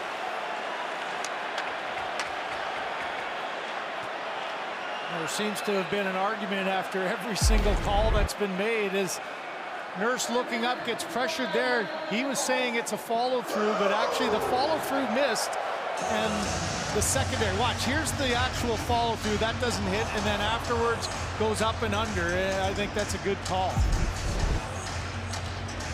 So the exchange between 2 former Sioux Greyhound teammates leads to a Nurse minor. And Toronto power play, their 4th of the game, 1 for 3. Tavares scoring on a power play, and now Marner with a hot shot. Off Skinner to Matthews. Hooks it back to Riley. Austin Matthews, an assist in the game, down low. Nylander unable to get that through to Tavares in the bumper position. Riley to Matthews. Off the post. Matthews comes close with that great release. Now it's Riley right on off the blocker of Skinner. Morgan Riley around for Marner and back. Mitch Marner from the corner in front. Tavares, a backhand stop. Loose, and it rolled wide of the net. Back to Matthews. Steers it to the line, and that off Bukestad and back down into the Leaf zone. Well, a big sequence there by Skinner, and now for this last half of the penalty kill, you've got some offensive-minded players on the penalty kill. McDavid and Kane, so if you're the Leafs, you have to be careful. McDavid 3 shorties already this season. And the Oilers with 12 shorthanded goals on the year. The Leafs gave up 2 in less than a minute last Saturday in Vancouver and have conceded 7 on the season. Yeah, I like the fact that Jay Woodcroft has incorporated McDavid a little bit more, and as you said, it's paid off in the ability to score. Liljegren jumped up, give and go, and Desharnais breaks that up, tosses Liljegren down. Mark Jeanette watched it, and play continues. Here's Bunting. Up ahead, Yarncroke's got Lafferty with him, and Liljegren again on the move. Look at the wrestling match. Now it's Bunting. And Keane. Play goes on. Gustafson down low. Keane continues to throw punches, and if it was anybody else but Bunting, there would have been a penalty already, you'd think. And now Bunting responds. You know, that's what happens when you manage a game like that. We've seen it the 3 times prior. It took the retaliation to make any call at all. These two started at the center ice and literally wrestled all the way back down to in front of Stuart Skinner, and not an arm was going on. Say what you want about letting them play, but at some point, you got to make a call one way or another. Grappling going on, wrestling, not getting through, no call either way. Still no arm going up, and finally at the very end, once again, some 4-on-4 hockey to come.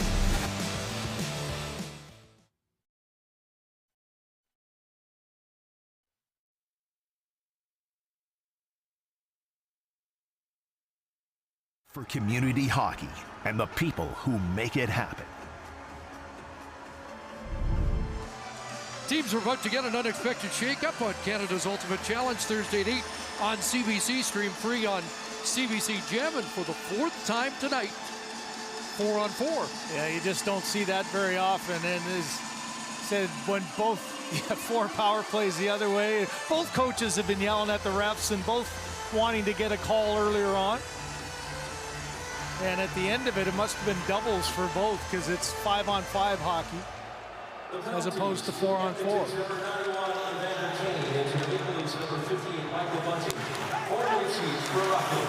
They get 4-minute roughing penalties. I like the 4-on-4. There's a lot more ice and a lot more excitement. There's Ekholm with a shot that deflected just wide of the mark. And out skates McCabe. Jake McCabe on the move. Yeah, Tavares breaking for the net. Bumped off the puck and back the other way comes Draisaitl. Ekholm stepped up. The pass got by Hyman. And McCabe gets back.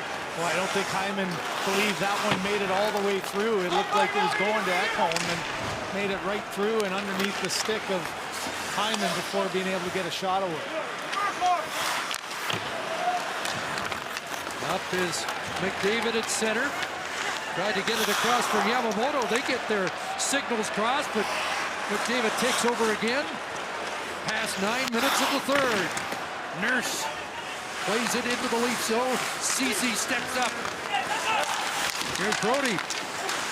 Able to work that to Kemp. Lost it. Chance, and that shot just went wide. What a chance for Fogle in front. And Murray stops McDavid. In tight. Here's Ceci. Darnell Nurse. Oilers coming close, but now Achari starts back the other way.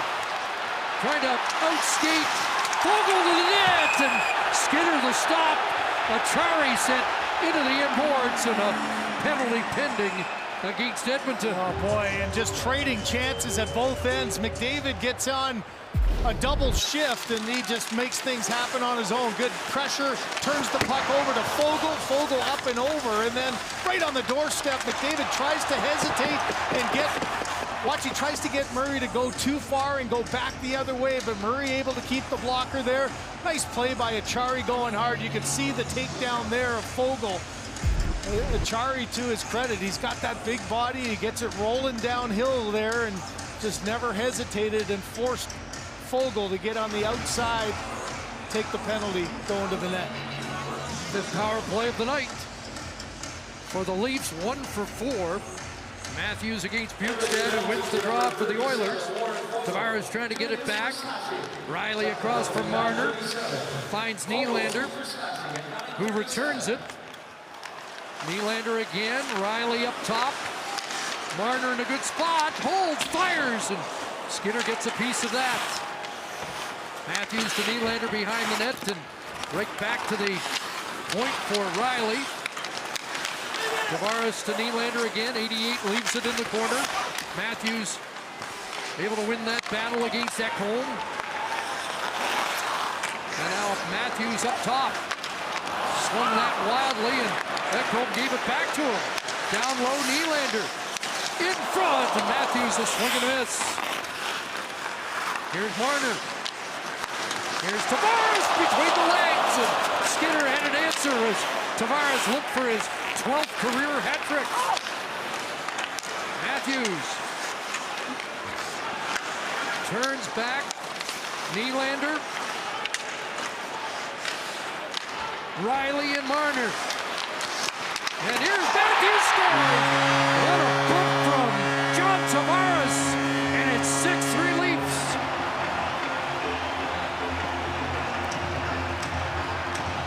And much like the power play in the second period, just a real sense of urgency.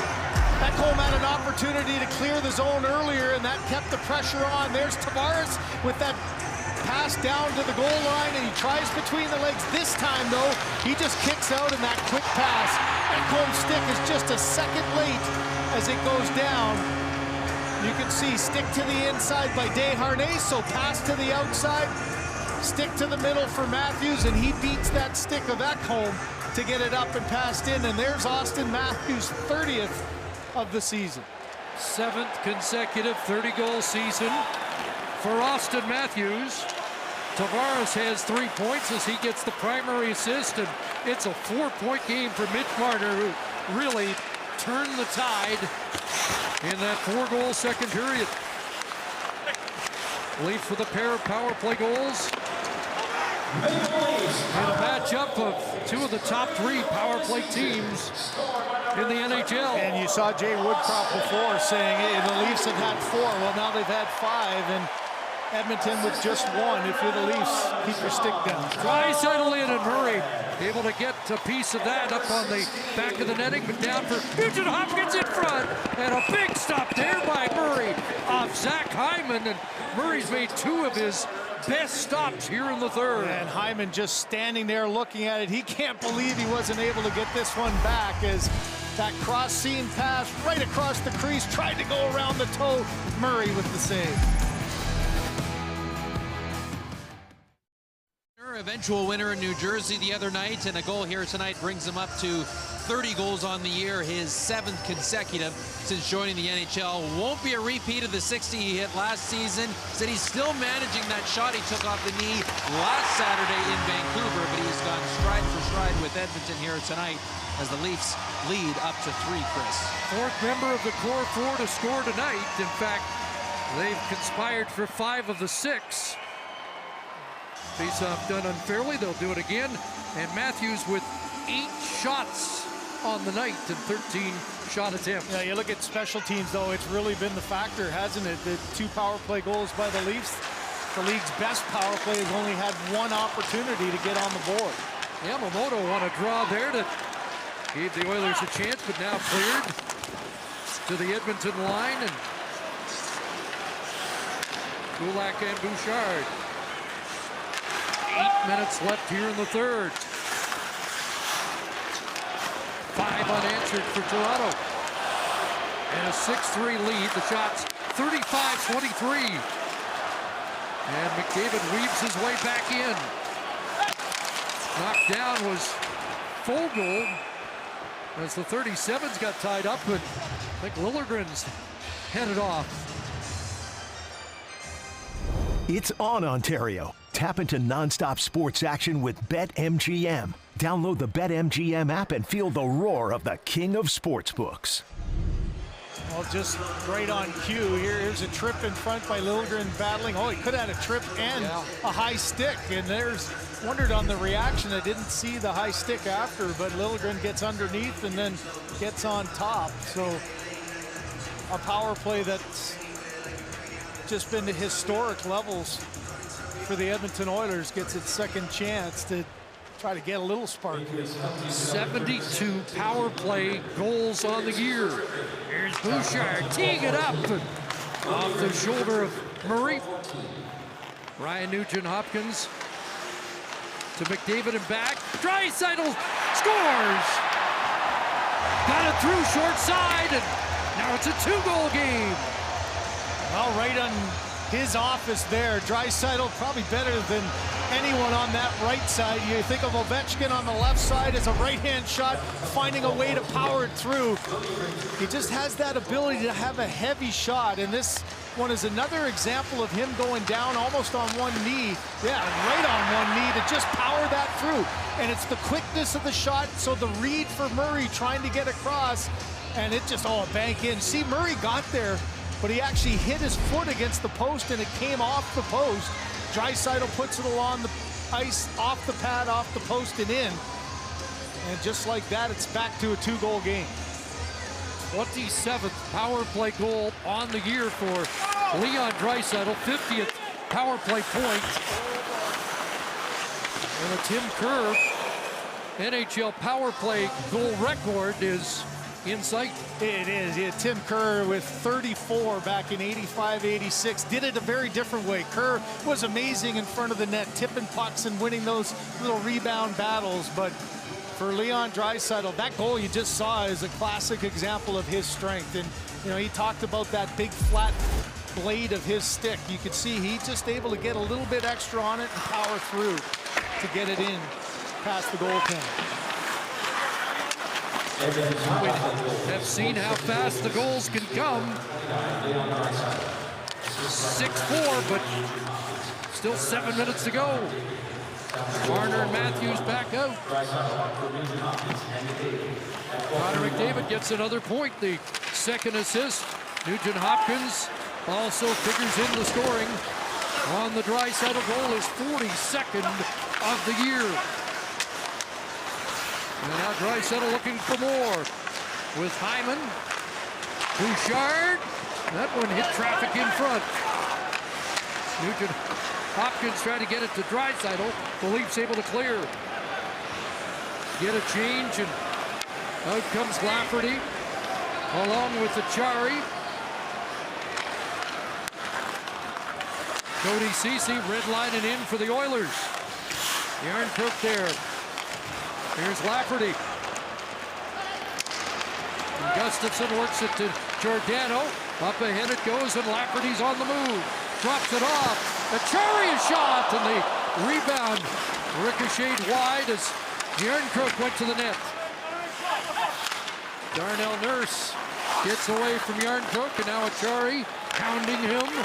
Played ahead, and here's Cody Ceci working his way into the Leaf zone. Wrapped it around. Gustafsson along the boards. Evander Kane on the scene for Edmonton. Puck comes loose to Giordano and Järnkrok, and he'll flip it out to center. And Tavares trying to come up with it there. Trying to fight off the check of Nurse, and now McDavid to work. Connor McDavid in for Derek Ryan. McDavid turns back, heavy hit, but Ryan got right back up and makes the play across. It'll come back to Bouchard. His shot off Tavares. Picked up here by McLeod. They play that ricochet off the end boards, and McCabe was there to read it first. And now backhanded away by Aston Reese. Not enough for racing, and under 5 to go here in the third. Shots now 37-26 in favor of the Leafs. Brody for Riley. Marner a touch to Matthews. And swatted deeper by Kerfoot. Here's Ekholm. Turning away from Matthews. Matthias Ekholm looks for Draisaitl. And Kerfoot got a stick on that. Ekholm for Bouchard. Draisaitl came back in support, but that pass cut off. And away goes Kerfoot. Foot race. Out comes Skinner, and he poked it away from the on-charging Alex Kerfoot. Bouchard in pursuit as well. And now another penalty. Tripping call.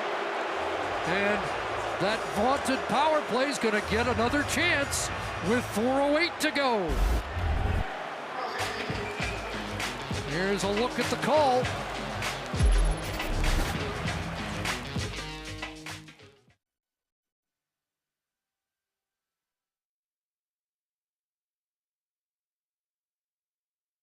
Stars have been great tonight. So too is Samantha Waj, the artist. She's been fantastic, putting the finishing touches now on her painting of Carlton the Bear. You know, Carlton absolutely loves the work that she has done here tonight inside SBA, but now feeling a little bit of nerves with the Oilers back to the power play, down 2 late, Chris. Yes, Kyle, the Leafs with a pair of power play goals, and now Edmonton looks for their second to get one, to get within one. 4:08 on the clock, and the best penalty killer for Toronto is in the box. Järnkrok battling, McDavid down, and can't be able to get it out to center. 3-point game for McDavid, his second straight head-to-head against Toronto. Brody fires it around, it'll be gloved down, but Camp got a stick on it to knock it out to center, and now play it past Bouchard and down. Well, what a big win that was for Camp there. He just stayed with that, with the puck in the air, and was able to at least kill a good 10-15 seconds off. There's Bouchard. Ryan Nugent-Hopkins out of the reach of McDavid, but he'll get it from Draisaitl. They came back from 2 down to beat Boston. Trying to close the gap from a 3-goal deficit against Toronto, and a sprawling play by Achari to make sure it gets deep. Minute done in the power play as Draisaitl hands it off. Here he comes. McDavid surrounded, and it's forced back out. Now Draisaitl wraps it around. McCabe, a shoulder check, gets there first, and that one hit the linesman as Yardcroak looked like he'd get it 200 feet. Now it's Draisaitl. Back to McDavid. Rink wide, there's Nugent Hopkins. And Bouchard. Holds on, McDavid. Back across, Ryan Nugent Hopkins, stopped by Murray. Rebound, Nugent Hopkins came up with it, but the pass cut off and cleared by the veteran Giordano. Yeah, what a last-second read by Giordano. He was almost off balance and realized with McDavid to his left, just stayed with it, got the stick out, able to clear the zone. Marner gets back on, and the Oilers 1 for 3 on the power play. Skinner gone to the bench for an extra attacker. Here's Kerfoot on it, trying to slick pass that doesn't work, and McLeod gets it across. Darnell Nurse is in, and he fired that off target. Keane back to the line. 6 attackers, but it's picked off and lofted away and down the ice. Marner was headed off, but he's told to stay out there. 95 seconds remaining. Net empty. Oilers down by a pair. Evander Kane is in. Around for Bukestad. Keane let it go, and it slides to Draisaitl. Ekholm to Nurse. Back to Matthias Ekholm. Up top, Draisaitl, and that hit traffic and goes wide. McDavid had it knocked away from him, and McCabe pushes it to the line and not out. Kicked in by Ekholm. McDavid pass picked off. Marner with it, and he'll loft it down the ice off a stick wide. Boy, another play by Marner, just knocking that pass across and forcing McDavid to go end-to-end again. Turned over here, Achari! Empty net! Second of the game! He'll put it away!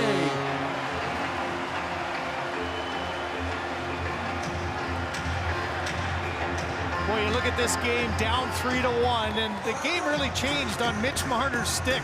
I mean, so many big plays, and here's another one, trying to keep the puck in. And he comes back, turns that one out, gets that one earlier, goes down, and then stays on. And to make this goal possible, he knocks another one. Nice play there by Noel Acciari. Acciari staying up. You know McDavid's exhausted at the end, and he stays his ground, turns it over, and makes this a 7-4 game. So Acciari unassisted, second of the game, 13th of the year. Marner a 4-point night. His other 4-point game came against Buffalo, and the Sabres next in here on Monday night. Edmonton will head home to play the Ottawa Senators Tuesday as they wrap up their 4-game trip here in Toronto tonight. Countdown's on, and the Leafs will hear it from the appreciative crowd. A comeback win, and they'll split the season series against the Edmonton Oilers with a 7-4 victory tonight.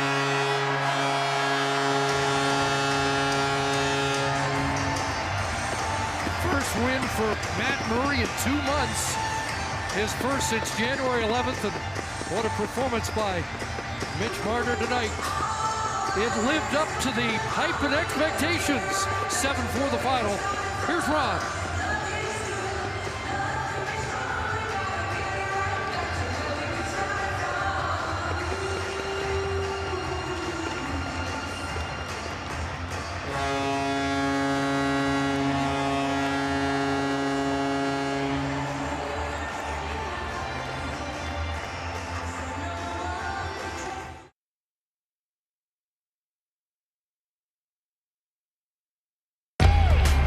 Live sports. Thousands of live events. ESPN Plus originals. The exclusive home of the complete 30 for 30 library. Exclusive access. Top leagues and tournaments. And the biggest names in the game. ESPN Plus. Live sports. Thousands of live events. ESPN Plus originals. The exclusive home of the complete 30 for 30 library. Exclusive access. Top leagues and tournaments.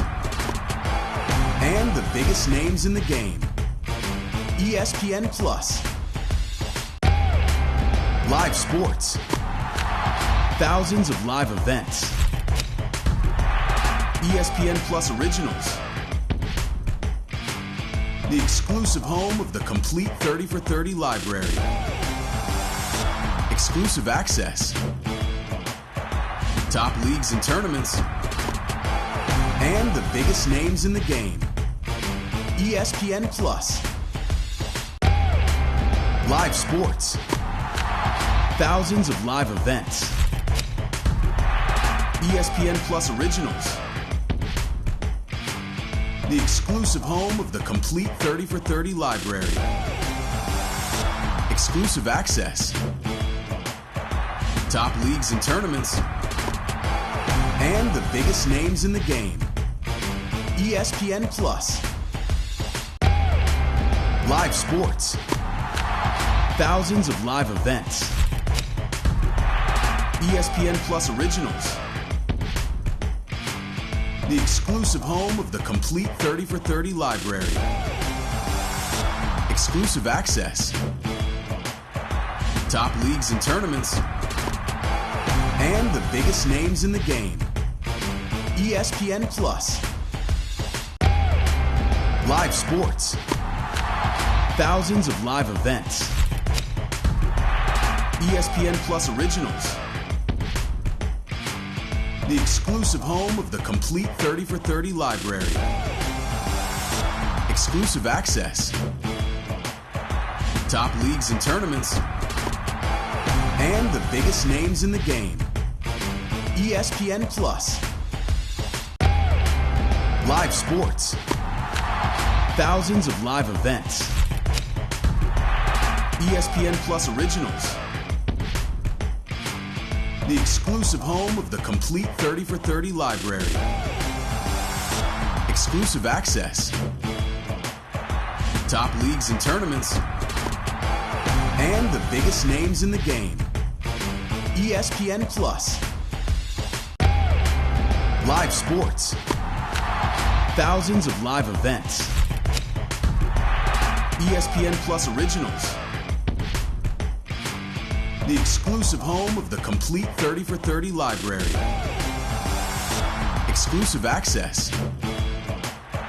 Top leagues and tournaments. And the biggest names in the game. ESPN Plus. Live sports. Thousands of live events. ESPN Plus originals. The exclusive home of the complete 30 for 30 library. Exclusive access. Top leagues and tournaments. And the biggest names in the game. ESPN Plus. Live sports. Thousands of live events. ESPN Plus originals. The exclusive home of the complete 30 for 30 library. Exclusive access. Top leagues and tournaments.